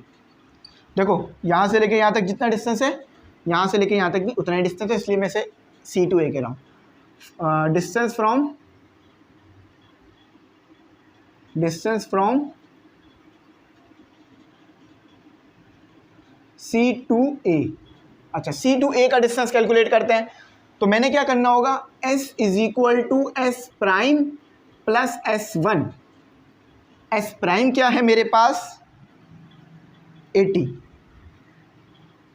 और S1 क्या है मेरे पास 7.584, 7.584, ठीक है। तो टोटल डिस्टेंस आ जाएगा मेरे पास 80 प्लस 7.584, तो टोटल डिस्टेंस आ रहा है 87.584। तो टोटल डिस्टेंस जो कवर किया पैकेज ने, पहले उसने ज़मीन से लेकर यहाँ तक 80 कवर किया, फिर यहाँ से लेकर यहाँ तक उसने 7.58 कवर किया, जो टोटल मिलकर आपके पास हुआ इतना, ठीक है, 75.584। अच्छा, अब ये तो समझ में आ गई बात, कोई मुश्किल नहीं था। अब टाइम निकालो जो कि t2 होगा आपके पास, अगेन यूज़ करो equation of motion, time from C to A, ठीक है, यहाँ से यहाँ तक का टाइम निकालना हूँ मैं, तो वो t2 कह रहा हूँ मैं उसे, तो सेकेंड इक्वेशन ऑफ मोशन, हाँ हो जाएगी वो, second equation of motion, second equation of motion रहती है is equal to V I T plus half A T का स्क्वायर। अब मैं टी जी को नेगेटिव नहीं रखूँगा, उसकी वजह क्योंकि मैं नीचे आ रहा हूँ ऑलरेडी, तो फिर नेगेटिव नहीं ले सकता। ये T2 हो जाएगा, ये T2 हो जाएगा। Vi क्या है, देखो यहाँ, अब यहाँ से इनिशियल वेलोसिटी है तो Vi 0 होगी। क्यों? क्योंकि भाई यहाँ से आपने चलना शुरू किया है, अब आप C से A की तरफ कैलकुलेशन कर रहे हो, तो यहाँ पर जब Vf था ना तो C के लिए यहाँ पर Vi बन जाएगा वो, तो वो 0 आ गया, T से मल्टीप्लाई हो गया। ठीक है, मैंने 0 को मल्टीप्लाई कर दिया T से, प्लस हाफ 9.8 और T2 का स्क्वायर पता करना है मुझे। इन दोनों को आपस में सॉल्व कर दो पहले तो, ताकि 584 इक्वल टू, ज़रा डिवाइड करा लेते हैं 9.8 डिवाइडेड बाई 2, तो मेरे पास आ रहा है 4.9। 4.9 T2 का स्क्वायर, 4.9 को इधर ले आओ, 87.584 divided by 4.9 equal to T2 का स्क्वायर। T2 का स्क्वायर क्या आ रहा है मेरे पास, 87.584 डिवाइड में 584 डिवाइड में 4.9, द आंसर इज 17.874। स्क्वायर नहीं चाहिए मुझे टी का, तो स्क्वायर रूट ले लूँगा। अच्छा, टाइम पॉजिटिव ही होता है तो इसीलिए टी नेगेटिव में नहीं लिया जाता, टाइम कभी भी नेगेटिव में नहीं देखोगे आप। अच्छा, तो यहाँ पर आपका आ गया 17.874 इक्वल टू 4.22 सेकेंड। अच्छा, T2। अब टोटल टाइम पता करना है मैंने, टोटल टाइम BC से लेकर, तो मैं क्या करूँगा, फॉर टोटल टाइम के लिए लिखूँगा फॉर टोटल टाइम। देख रहे हैं कितना ज़्यादा बड़ा न्यूमेरिकल है। तो टोटल टाइम पता करने के लिए मैं B से लेकर C तक के टाइम को और C से लेकर A तक के टाइम को ऐड कर दूंगा, तो T is equal to T1 plus T2, क्योंकि देखो पैकेज ने पहले B से C गया फिर C से A आया, तो टोटल टाइम लिया, तो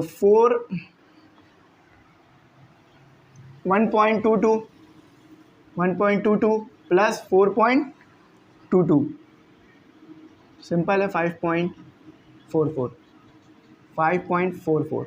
एक बार करके देख लेते हैं, 1.22 प्लस 4.22, हाँ 5.44। तो 5.44 सेकेंड उसने लिए to reach the ground from B to A। अब ज़रा देखते हैं आंसर सही है या गलत है। मेरा आया 5.42, शायद बुक में आपको मिले 5.4, मेरा आया 5.44, शायद बुक में आपको मिले 5.42, तो दोनों ही सिचुएशन में ठीक है। देखो बहुत बिल्कुल मामूली से सेकंड का फ़र्क है, बिल्कुल हमारा ठीक आंसर है, कोई भी गलती नहीं है। ये इसका था न्यूमेरिकल का जवाब। अब आप खुद बताएं, ये इसके लिए मुझे टाइम तो लगेगा ना, क्योंकि मुझे लिखना भी है, फिर उतारना भी है, समझाना भी है, तो इसलिए इसमें थोड़ा सा टाइम मैंने ज़्यादा ले लिया, लेकिन आपको बात समझा दी है। एक ही उस पर पूरा एक न्यूमेरिकल आ गया। तो अब दूसरा न्यूमेरिकल स्टार्ट करते हैं। मैं वीडियो को यहाँ पॉज लेता हूँ ताकि मैं रिमूव करके दूसरा न्यूमेरिकल शुरू करता हूँ। अच्छा, अब करते हैं न्यूमेरिकल नंबर 2, एक और लॉजिकल न्यूमेरिकल।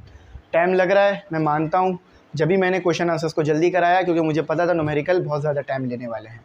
अच्छा, अब आ जाता है न्यूमेरिकल नंबर 2। कहते हैं 2 टग बोट्स। टग बोट्स देखिए आपने, कि जो कि कश्तियों को, बड़े बड़े जहाज़ों को खींच रही होती हैं। यानी जब बड़े बड़े जहाज़ आ जाते हैं ना पोर्ट्स पर, यानी बिन कासिम पोर्ट, गवादर पोर्ट अगर आपने देखा हो, तो जब बड़े बड़े जहाज़ वहाँ पर आ जाते हैं तो वो अपना इंजन ऑफ कर देते हैं, यानी फिर अपना इंजन इस्तेमाल नहीं करते हैं। क्यों? क्योंकि जहाज़ का इंजन बहुत ज़्यादा फोर्स लगाता है। अगर वो अपना इंजन इस्तेमाल करेंगे तो जहाज़ फिर वो पूरा अंदर ही घुस जाएगा पोर्ट के, तो इसलिए फिर वो छोटी छोटी टग बोट्स लाते हैं ताकि जहाज़ को ना हल्की फोर्स दी जा सके। तो 2 टग बोट्स है और एक इतना बड़ा जहाज़ है, तो 2 टग बोट तो इस्तेमाल होगी। इस तरह से होता है, आपने आप शायद पहचान लोगे। ये समझ लो बड़ा सा जहाज़ है, 2 छोटी छोटी कश्तियाँ इसको खींच रही हैं। ठीक है, इस तरह की 2 छोटी छोटी कश्तियाँ इसे खींच रही हैं।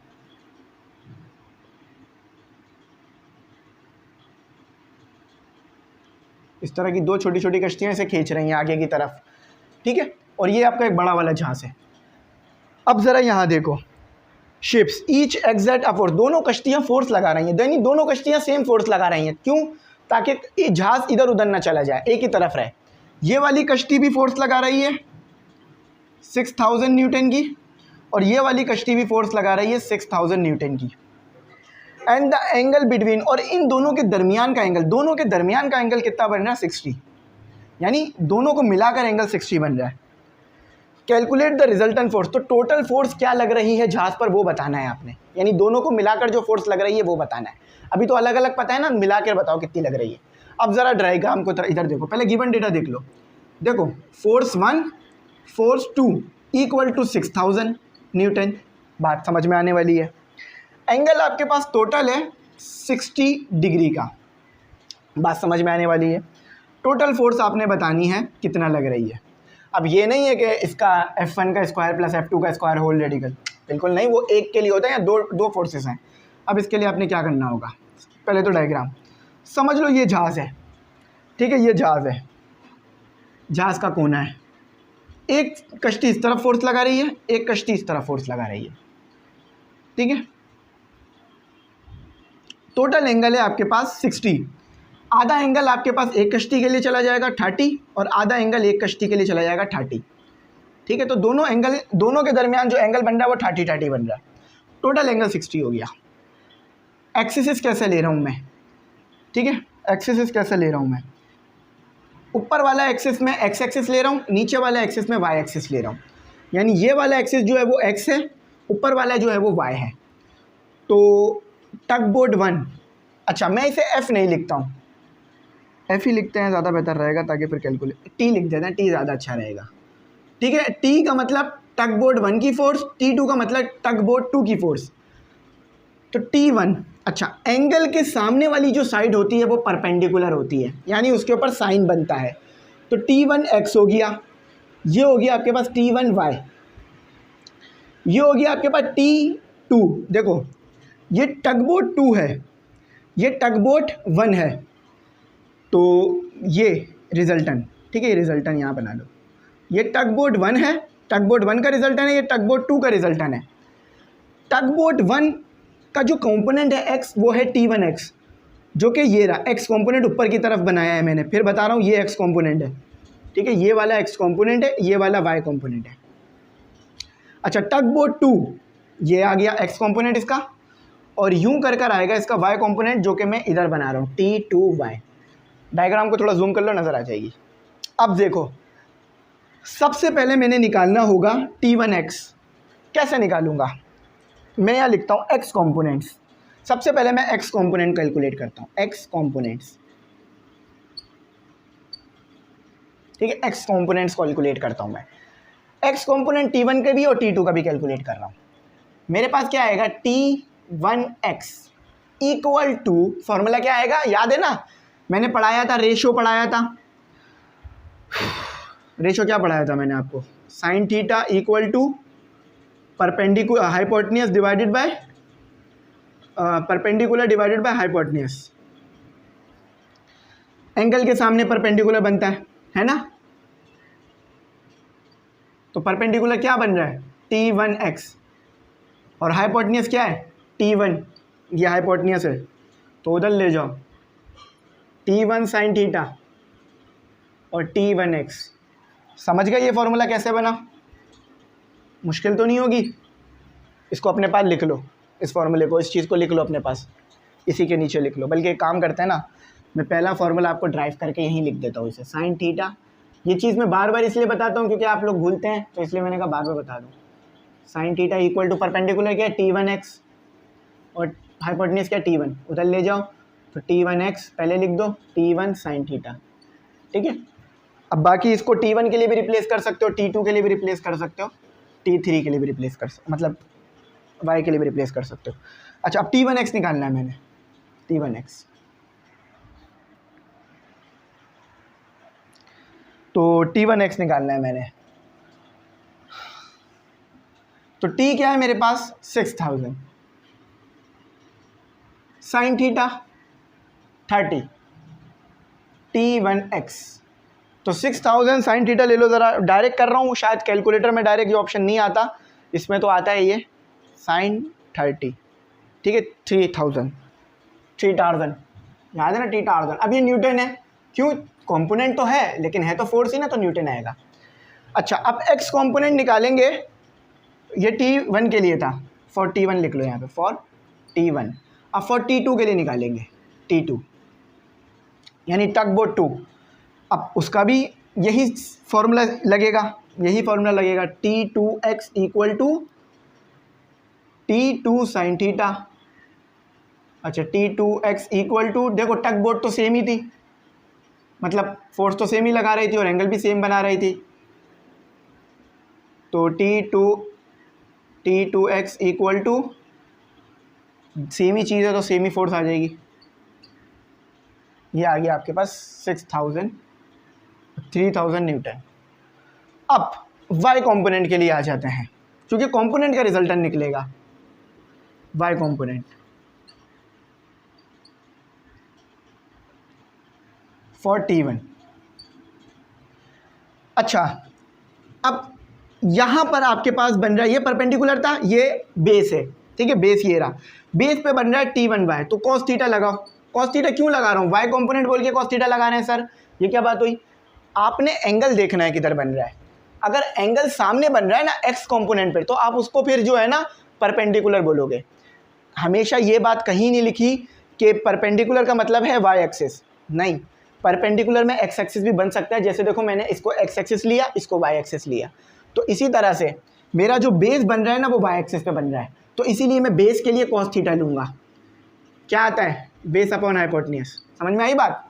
बेस मेरा बन रहा है y पर, तो इसका भी फॉर्मूला ड्राइव करके दे देता हूँ। बेस आ रहा है आपके पास T1y, देख लो बेस आपके पास ये आ रहा है, इसीलिए cos थीटा लिया, और हाइपोटेन्यूज तो वही T1 ही आना है, उधर ले जाओ, T1 cos थीटा, T1y, ठीक है। तो ज़रा T1y निकालो।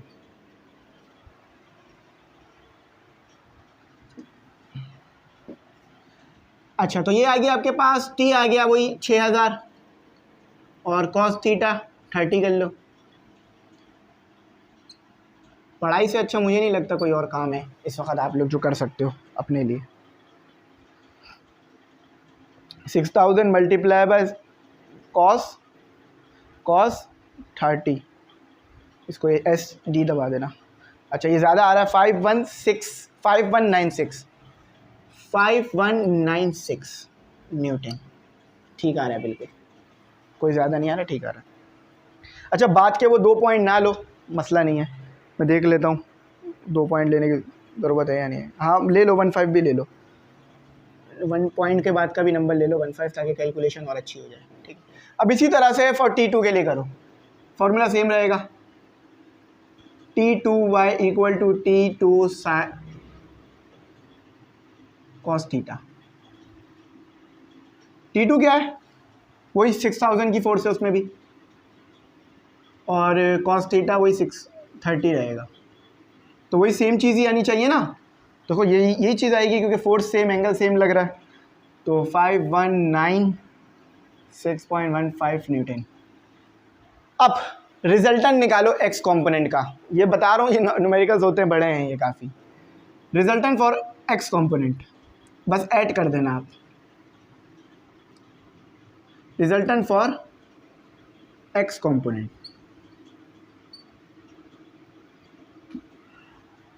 ये वाली फोर्स इस वाली फोर्स को कैंसिल कर रही है, क्यों, क्योंकि कश्ती आगे की तरफ जा रही है, ऊपर नीचे नहीं जा रही है।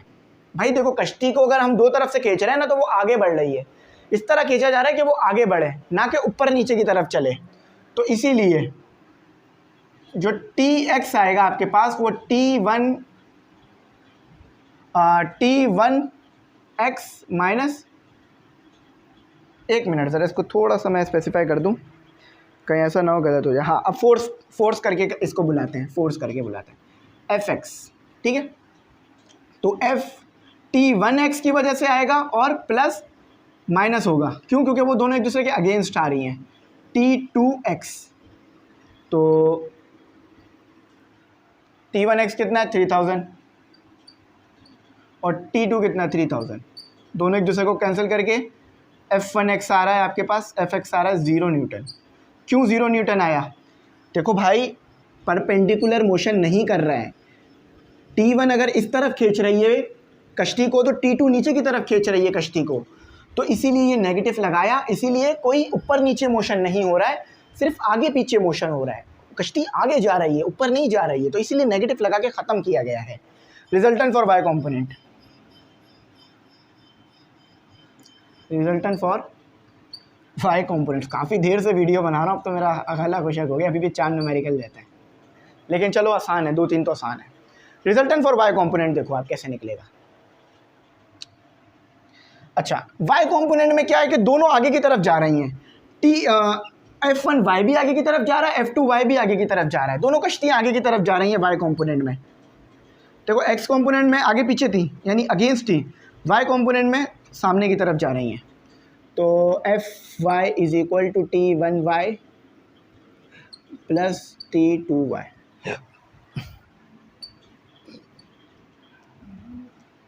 फाइव 196 1.5 प्लस रिफिल करनी पड़ेगी इसमें 5196.15। ठीक है, अब दोनों का एडअप करते हैं, ज़रा दोनों का एडअप निकालते क्या आता है। दोनों का एडअप देखो, 5196.15 प्लस 5196.15, यहाँ भी 15 लगा लो, 10,392.3। इतनी फोर्स आपके पास टोटल आ गई। अब रिजल्टेंट निकाल लो, रिजल्टेंट फोर्स, जो कि आपको उन्होंने कहा था रिजल्टेंट फोर्स। रिजल्टेंट फोर्स के लिए आप लगाओगे F is equal to whole radical Fx का स्क्वायर प्लस F2 का Fy का स्क्वायर। ठीक है, पहले सारे x कॉम्पोनेंट निकाल लिए, दो के, फिर y कॉम्पोनेंट निकाल लिए। अब जरा देखो, x कॉम्पोनेंट तो 0 आया था f का, हाँ ये आ गया था आपके पास 10,392.3 का स्क्वायर, तो ये तो 0 हो गया, खुद ही ख़त्म हो गया। तो बस आपके पास बच गया 10,392.3 का स्क्वायर, स्क्वायर से स्क्वायर रूट कैंसिल हो गया, f आपके पास आ रहा है 10,392.3 न्यूटन का स्क्वायर। तो ये रिजल्टेंट है आपका, यहाँ नहीं छोड़िएगा इसे, ये वाई कॉम्पोनेंट नहीं मांगा है आपसे, रिजल्टेंट मांगा है। आपको एक्स कॉम्पोनेंट भी इसमें दिखाना होता है। इसको आप चेक करते हैं, ये है 10,392.3 10,392.3 न्यूटन। अब देखा आपने ये न्यूमेरिकल भी कितना ज़्यादा बड़ा था, तो भाई देखा एफर्ट तो लग रही है ना, मेहनत तो लग रही है। अब इसके बाद हम करेंगे अपना तीसरा न्यूमेरिकल, जो भी काफ़ी लंबा न्यूमेरिकल है, उसके बाद फिर आसान आ जाएंगे। तो चलो तीसरा न्यूमेरिकल करते हैं, कोई टेंशन की बात नहीं है। अच्छा, अब आपके पास है न्यूमेरिकल नंबर 3। शायद आपको पढ़ के लग सकता है कि बहुत ही आसान कोई न्यूमेरिकल ये आ गया है, लेकिन अभी जब मैं कराना शुरू करूँगा ना, आप बोलोगे सर ये थोड़ा मुश्किल था, लेकिन इतना भी कोई मुश्किल नहीं है, बात समझोगे तो आ जाएगी। गिवन डेटा में सबसे पहले देखो क्या कहते हैं, a car start from rest. एक कार शुरू होती है रेस्ट से, यानी सीधी सीधी बात है VI 0 रख लो, कोई लड़ाई झगड़े की बात नहीं है। And moves with a constant acceleration, और वो कांस्टेंट एक्सेलरेशन से आगे जाती है। हॉरिजॉन्टली मोशन हो रहा है यहाँ पे, वर्टिकल मोशन नहीं है, ठीक है। ड्यूरिंग द 5th सेकेंड, यहाँ पर मज़े की बात है, उन्होंने ये नहीं कहा 5 सेकेंड, उन्होंने कहा 5th सेकेंड। अब ये बात आप लोगों को पता है, 1st, 2nd, 4th, 3rd, 4th, 5th, इसका क्या मतलब होता है, एक से लेके दूसरे की बात हो रही है। फॉर एग्जाम्पल कहा जाता है ये बच्चा 1st आया है, ये बच्चा 2nd आया है, यानी 1st से लेके 2nd की बात कर रहा है कि एक बच्चा 1st है, एक 2nd है। फिर बोलते 3rd बोलते हैं ना, इसका मतलब 2 से लेके 3, तो यहाँ बोला गया है 5th सेकेंड, इसका मतलब है 4 सेकेंड से लेकर 5 सेकेंड के दरमियान की बात हो रही है। 4 सेकेंड से लेकर 5 सेकेंड के दरमियान बॉडी ने कितना डिस्टेंस कवर किया है, 5वें सेकेंड में बॉडी ने कितना डिस्टेंस कवर किया है, it cover a distance of 36 metre. फिर ज़रा मेरी बात समझो कि बॉडी ने डिस्टेंस कवर किया है 4 सेकेंड से लेकर 5 सेकेंड के दरमियान 36 मीटर का। यहाँ पर ये नहीं बोलने के 5 सेकंड में इतना डिस्टेंस कवर किया है, वो बोलने फिफ्थ TH लगाने की वजह ये है कि आपको ये चीज़ बताई जा सके कि 4 सेकंड से लेकर 5 सेकंड के दरमियान डिस्टेंस कवर हुआ है 36 का मीटर का। याद रखना इस बात को, अभी यही आगे इस्तेमाल हो रहा है। अच्छा, तो डिस्टेंस कवर हो गया आपके पास S, जिसे मैं कहूँगा, जो कि होगा आपके पास 36 मीटर का। कहते ये है एक्सेलरेशन ऑफ द कार बता दो। डायरेक्ट नहीं बता सकते इसकी acceleration. Total distance covered by the car, total distance आपको तो लग रहा होगा ये टोटल डिस्टेंस है, क्योंकि 1 सेकंड से लेकर 5 सेकंड तक के दरमियान का डिस्टेंस। नहीं, ये डिस्टेंस वो दिया हुआ है जो चौथे सेकंड से लेकर 5वें सेकंड के दरमियान कवर हुआ है। वो डिस्टेंस नहीं दिया हुआ जो 1 सेकंड से लेकर 5 सेकंड के दरमियान कवर हुआ है, वो आपको पता करना होगा। अच्छा, तो वो टोटल डिस्टेंस मैं पता लगाऊंगा, मैं इसे ST लिख रहा हूँ। फिर मेरी बात समझ आई कि 36 मीटर का डिस्टेंस कवर हुआ है 4 सेकंड से लेकर 5 सेकंड के दरमियान। बात समझ आ रही है? 36 मीटर का डिस्टेंस कवर हुआ 5 सेकंड से लेकर 4 सेकंड से लेकर 5 सेकंड के दरमियान।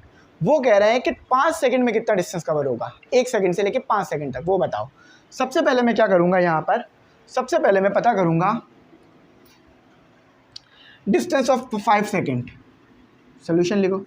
अब इसकी कोई डायग्राम नहीं बनेगी, अगर बनाऊँगा भी तो फिर इतनी अच्छी समझना है। चलो इसकी डायग्राम ऐसे बना लो। ये एक गाड़ी है, कार का है ना इन्होंने, हाँ कार है, ठीक है।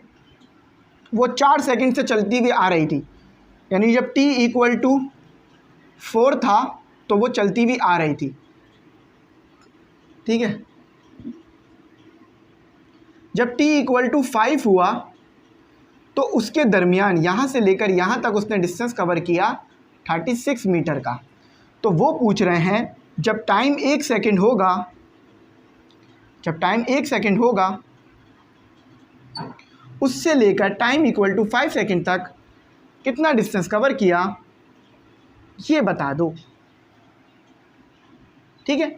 तो पहले मैं अपना S5 निकालूंगा, क्योंकि पहले उसने क्या कवर किया होगा, S5, ठीक है। पहले उसने डिस्टेंस कवर किया होगा S1 से लेकर S5 तक, फिर उसने S4 तक कवर किया होगा डिस्टेंस। तो ये चीज़ मैं निकालूंगा। अब ये चीज़ समझ नहीं आ रही होगी आपको, इसको थोड़ा मिटा लो, इसको थोड़ा अभी नहीं लिखो ताकि समझना है, ऐसा ना हो। तो फॉर लिखो यहाँ पे फॉर S5, यानी 5वें सेकंड में कितना डिस्टेंस कवर हुआ वो पता कर रहे हैं हम। तो उसके लिए मैं लिखूंगा second equation of motion, second equation of motion. Second equation of motion रहती है S = VIT plus half AT का स्क्वायर। अच्छा, VI 0 है, इनिशियल हम 0 से चले हैं, तो 0 × T, हाफ G हमें नहीं पता, T हमें पता है कितना है 5 सेकेंड, इसका स्क्वायर ले लो। S5 = 25 A 25, ये 0 हो गया, ठीक है। अब ये चीज़ लिख रहा हूँ और नीचे है 2, तो 2 25 से कैंसिल हो जाएगा, तो आपके पास आएगा 12.5 A। तो 12.5 A आया आपके पास। अब A नहीं पता, वही तो पता करना है।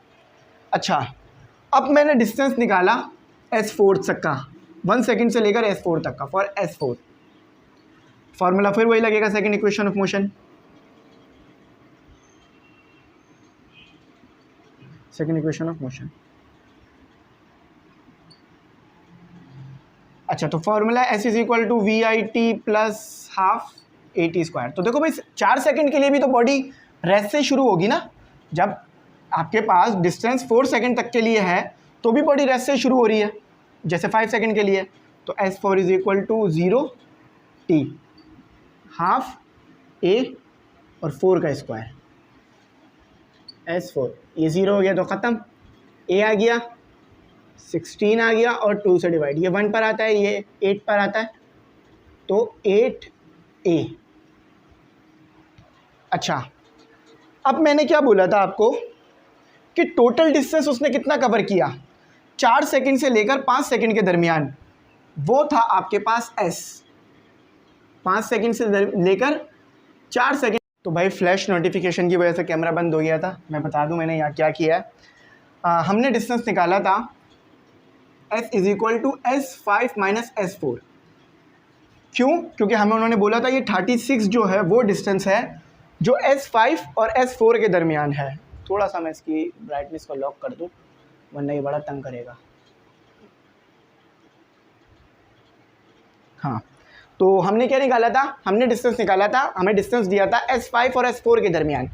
तो अगर हमें A निकालना है तो S5 को S4 से माइनस करना पड़ेगा जो कि S हो जाएगा, और S हमें गिवन है 36।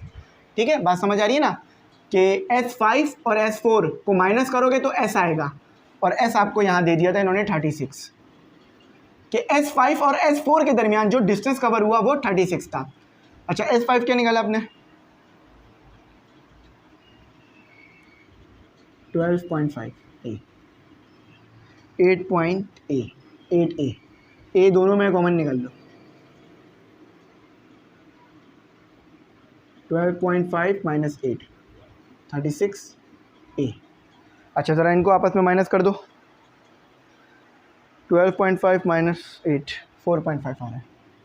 4.5 वहाँ मल्टीप्लाई तो नीचे आके डिवाइड होगा, तो a इज़ इक्वल टू 36 4.5, तो a equal to 36 divided by 4.5। 8 metre पर सेकंड की वेलोसिटी से मूव कर रहा है ऑब्जेक्ट। पहला हमारा काम हो गया, पार्ट ए निकल गया। अब हमने टोटल डिस्टेंस जो कवर किया है बॉडी ने वो निकालना है। तो टोटल डिस्टेंस के लिए आपके पास क्या है कि 1 सेकंड से लेकर, देखो मैं कह रहा था ना उस वक़्त रहने दो, उस वक़्त रहने दो, वो इसलिए कह रहा था कि ST ही S5 होगा। क्यों? 1 सेकंड से लेकर 5 सेकंड, और S4 क्या है 1 सेकंड से लेकर 4 सेकंड, और 4 सेकंड और 5 सेकंड के दरमियान क्या है 36 मीटर। तो S4 ही S5 है। तो A इधर पुट कर दो, लिख लो पुट A इन इक्वेशन 1। तो यही हमारा टोटल डिस्टेंस है जिसे ST कह सकते हैं। ठीक है, तो 12.5 और 8, तो ST इक्वल टू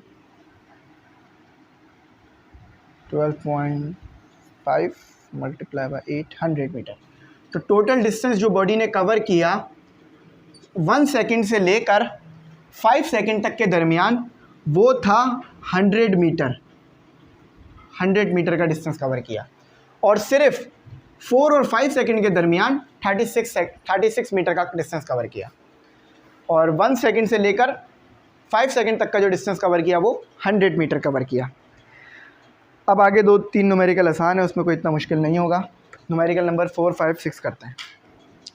ये बहुत इंपॉर्टेंट थे तीनों न्यूमेरिकल। जो बच्चा छोड़ कर जाएगा पेपरों में अपने नंबर कम करवाएगा।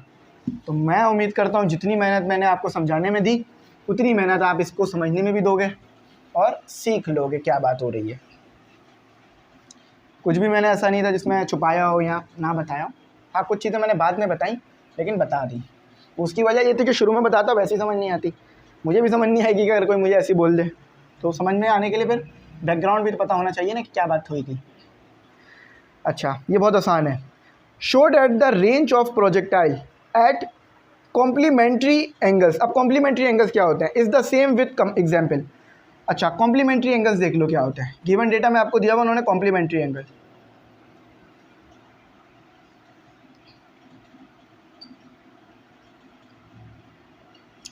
कॉम्प्लीमेंट्री एंगल वो होते हैं, कॉम्प्लीमेंट्री एंगल्स ANGL, या एंगल ऑफ कॉम्प्लीमेंट्री कह लो या कॉम्प्लीमेंट्री एंगल कह लो, वो होते हैं कि जिनका सम आपके पास 180 के बराबर 90 के बराबर हो। जिनका सम आपके पास 90 के बराबर हो उन्हें आप कहते हो कॉम्प्लीमेंट्री एंगल।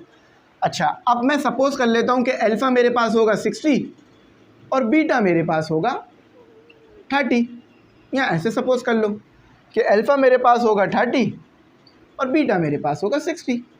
तो दोनों का सम मिला के कितना बनेगा 90। तो ये इस तरह से इन्होंने इसमें डेटा दिया आपको। इन्होंने आपको कहा कॉम्प्लीमेंट्री डेटा, कॉम्प्लीमेंट्री एंगल्स। तो याद रखना कॉम्प्लीमेंट्री एंगल्स वो होते हैं कि जिनका सम 90 के बराबर हो। अब चाहे अल्फ़ा रख लो 90 या बीटा रख लो 90, सॉरी चाहे अल्फ़ा रख लो 30 या बीटा रख लो 30, बीटा रख लो 90 या बीटा रख लो 60 या अल्फ़ा रख लो 60। असल में कितनी देर से बोलना हूँ ना, तो इसलिए थोड़ा सा ज़बान लड़खड़ा रही है मेरी। रेंज निकालने का कहा था इन्होंने, show that the range, range निकालो। ठीक है, पहले आप अल्फ़ा पे रेंज निकाल लेना, फिर आप अल्फ़ा प्राइम पे रेंज निकाल लेना। पहले आप अल्फ़ा पे रेंज निकाल लेना, फिर बीटा पे रेंज निकाल लेना। तो पहले आर निकालता है। फॉर्मूला क्या आर का, V0 square sine 2 theta upon g, यही है ना। तो R is equal to V0 तो पुट करना ही नहीं है कुछ भी, साइन 2 थीटा 30 और क्या आ रहा है आपके पास जी। ठीक है,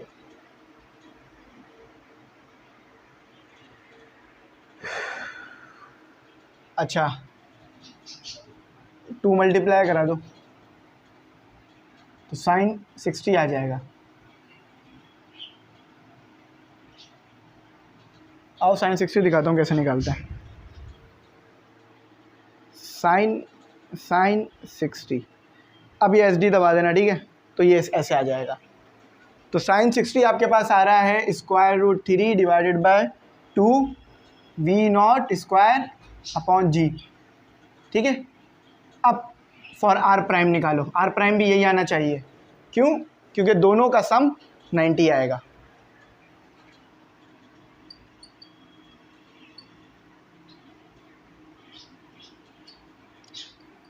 थोड़ा सा मैं अभी खामोश इसलिए हूँ क्योंकि मेरे ना मुंह में बहुत ज़्यादा दर्द हो रहा है बोल बोल के। थोड़ी देर में खामोश हो जाता हूँ।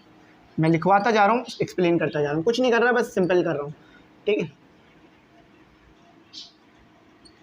120।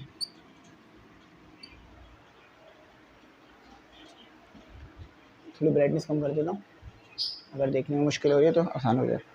आओ देखो ज़रा, साइन 120 क्या आ रहा है, वही चीज़ आ रही है ना। तो ये बात साबित हो गई। प्राइम लगाओ, इसकी प्राइम लगाओ, प्राइम मूवर लगाओ,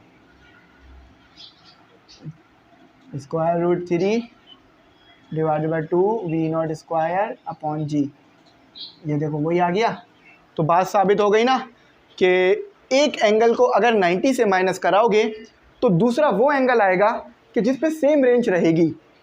तो ये याद रखना, जैसे कि अल्फ़ा लिख लो और 90 माइनस बीटा कर दो, तो कितना आ रहा है आपके पास 90 माइनस 60 30। देख रहे हो अल्फ़ा 30 ही था, तो ये आपको मिल गया। तो सेम रेंज आएगी 60 के एंगल पर और 30 के एंगल पर। जब भी आपको पता लगाना हो कि वो दो एंगल कौन से होंगे जिस पे रेंज सेम होगी, तो पहला एंगल देख लो कौन सा है। जैसे पहला एंगल 15 है, अब 15 को माइनस कर दो 90 से, तो 75 वो नंबर होगा कि जिसके ऊपर रेंज सेम रहेगी। अब एक मैं होमवर्क देता हूँ आपको। आपके पास है 35, थीटा 1 है आपके पास 35, थीटा 2 मुझे बताओ कि जिस पे रेंज सेम आएगी, यानी जो रेंज 35 पर आएगी ना, वही रेंज कौन सा ऐसा एंगल होगा जिस पे मैं फायर करूँगा तो सेम हमारे पास जो है वो रेंज आएगी। तो कुछ नहीं करना, बस 35 को माइनस कर देना 90 से। ये कौन था, चौथा था या पांचवा था? चौथा था ये, पांचवा इसके बाद है। छोटे छोटे बड़े बड़े न्यूमेरिकल्स हो गए सारे।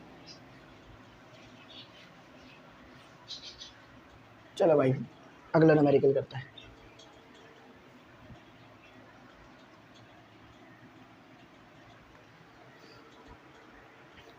At what angle the range of projectile become equal to the height of projectile? कौन सा ऐसा एंगल होगा कि जिस पे जितनी रेंज आएगी उतनी ही हाइट आएगी। अकॉर्डिंग टू गिवन कंडीशन लिखो यहाँ पर, अकॉर्डिंग टू गिवन कंडीशन। क्या कह रहे हैं कि H इक्वल टू R आना चाहिए, है ना। वो कौन सा ऐसा एंगल आएगा जिस पे जो वैल्यू H की आ रही होगी वही R की आ रही होगी। The formula of H is, हम हर कोई जानता है एच का फॉर्मूला क्या है, V naught square sine square theta upon 2g। R का फॉर्मूला क्या है, इक्वेशन 1 कहने से आर का फॉर्मूला क्या है, V naught square sine 2 theta upon G. Put R and H in equation 1, put R and H in equation 1।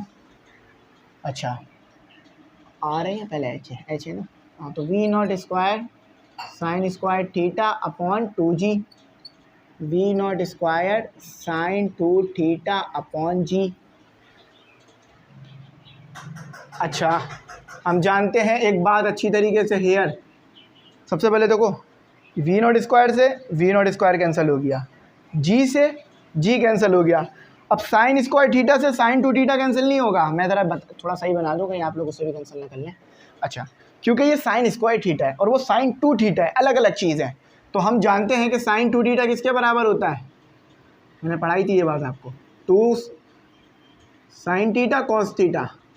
इसको put करो ज़रा इसके अंदर, तो sign square theta equal two divided by 2 sign theta cos theta. एक sine theta एक time theta को cancel करेगा, 2 वहाँ जाके मल्टीप्लाई होगा, तो यहाँ सिर्फ एक साइन थीटा बच गया क्योंकि एक यहाँ से कैंसिल हो गया। 4 कॉस थीटा, इसको इधर ले आओ, साइन थीटा कॉस थीटा। याद है ना साइन थीटा पर कॉस थीटा क्या होता है, हेयर याद रखना, tan theta equal to sine theta cos theta, भूलना मत इस चीज़ को। तो इसकी जगह लगा दो tan थीटा, 4 उधर ले जाओ इन्वर्स कर दो। देखो जब भी उधर लेके जाते हो ना टिग्नोमेट्री रेशियो का इन्वर्स हो जाता है। तो थीटा क्या आ रहा है आपके पास, जरा बताओ मुझे कैलकुलेट करके थीटा। देखो ये शिफ्ट 4, यही बोला था ना मैंने, ये था ना न्यूमेरिकल में और एमसीक्यूज में 55.6 और 55.96, इसको ऐसे भी लिख सकते हो 56। दोनों ही तरीके से आंसर एक्सेप्टेबल होगा। अगर कोई ऐसे लिखता है ना तो पता चल जाता है कि उसने कुछ सीखा है, ये इस तरह होगा। तो यानी रेंज और हाइट अगर इस एंगल पे किसी चीज़ को फेंकोगे ना तो सेम आएगी। बात आ गई ना समझ में। आवाज़ को पता नहीं क्या होता जा रहा है मेरे, तो लग रहा है थोड़ी देर में आवाज़ निकलना भी बंद हो जाएगी। अच्छा न्यूमेरिकल नंबर 6 इधर ही कर लेते हैं जल्दी से।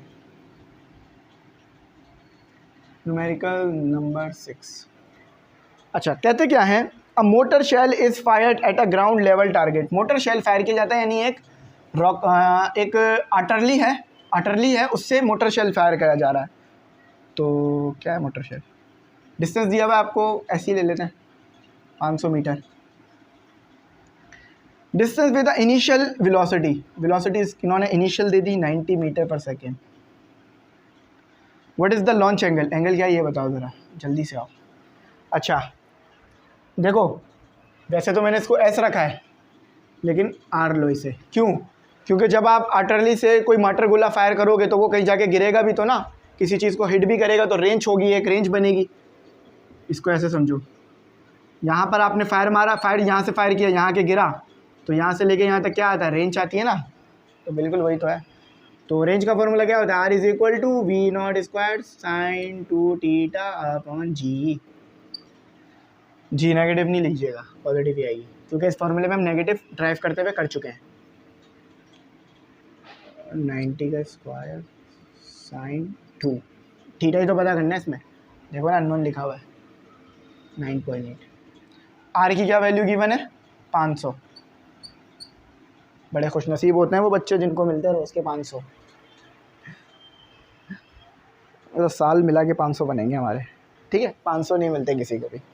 अच्छा तो 4900 इक्वल टू 90 का स्क्वायर भी निकाल लो, अगर दिख रहा हो तो ये देख लो 90 का स्क्वायर,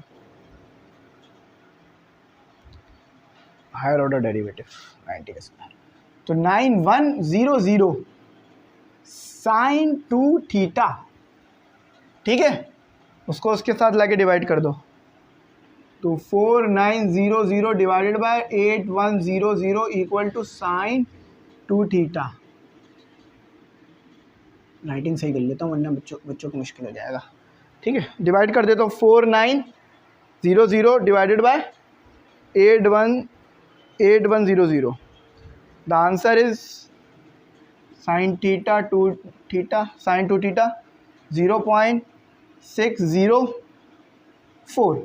साइन यहाँ पर क्या हो रहा है, मल्टीप्लाई, वहाँ जाकर इन्वर्स हो जाएगा, 2 इधर ही रहेगा। ठीक है, 2 को नहीं शिफ्ट कर दीजिएगा, तो 0.604। अब ज़रा निकालना सिखाता हूँ। शिफ्ट दबाकर साइन दबाओ, 0.604, 37। 2 यहाँ क्या हो रहा है, मल्टीप्लाई, वहाँ जाके डिवाइड हो जाएगा, 37.156। 2 यहाँ मल्टीप्लाई, वहाँ जाके डिवाइड,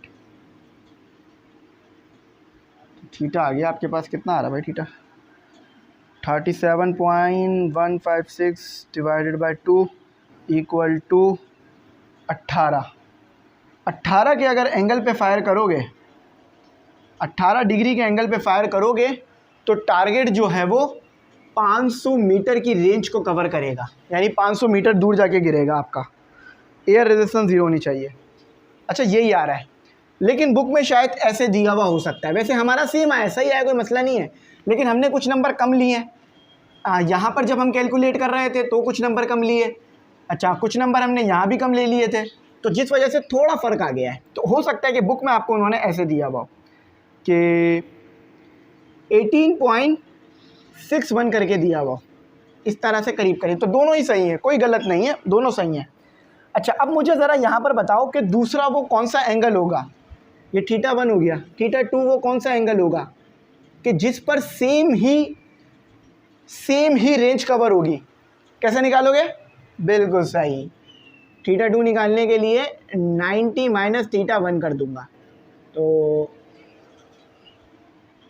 90 माइनस 18.661। ज़रा करो क्या आ रहा है, क्योंकि 2 एंगल निकलेंगे, उसकी वजह यह है कि दोनों एंगलों पे सेम ही रेंज आएगी। मैं बार बार इस चीज़ को पढ़ा चुका हूँ, तो मुझे उम्मीद है आपको ये बात अब दिमाग में रह गई होगी। अच्छा, तो थीटा 2 72.39, आज की ज़िंदगी में पहली बार इस तरफ लिख रहा हूँ मैं बोर्ड के, इधर आ गया, इधर आज तक कभी नहीं लिखा, तरफ हो रहा है वहाँ, तो नहीं 71 है।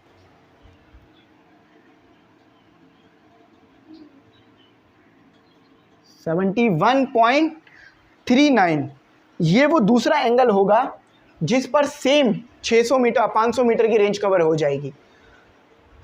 यहाँ पर हमारा काम हुआ कंप्लीट। वीडियो काफ़ी लेंदी बन गई होगी मैं उम्मीद करता हूँ, लेकिन आपको मेरी बात समझ आ गई होगी। नहीं आई हो कोई बात समझ, कुछ रह गया तो पूछना, मैं बताऊँगा। सुबह 10 बजे से मैं ये काम कर रहा हूँ और अभी बज रहे हैं 3:30, तो 3:30 बोल रहा हूँ, 2:30 ढाई बज रहे हैं। ठीक है, 2:30 नहीं होता, कोई 2:30 होता है, 2:30 बज रहे हैं। तो कितना ज़्यादा टाइम लगा, लेकिन अल्हम्दुलिल्लाह कवर हो गई चीज़ें। थैंक्स फॉर वॉचिंग, अल्लाह हाफिज़। ग्रुप में ज़रूर ऐड हो जाना, नोट्स बाय कर लेना। थैंक्स फॉर वॉचिंग, अल्लाह हाफिज़। अपनी कीमती दुआओं में ज़रूर याद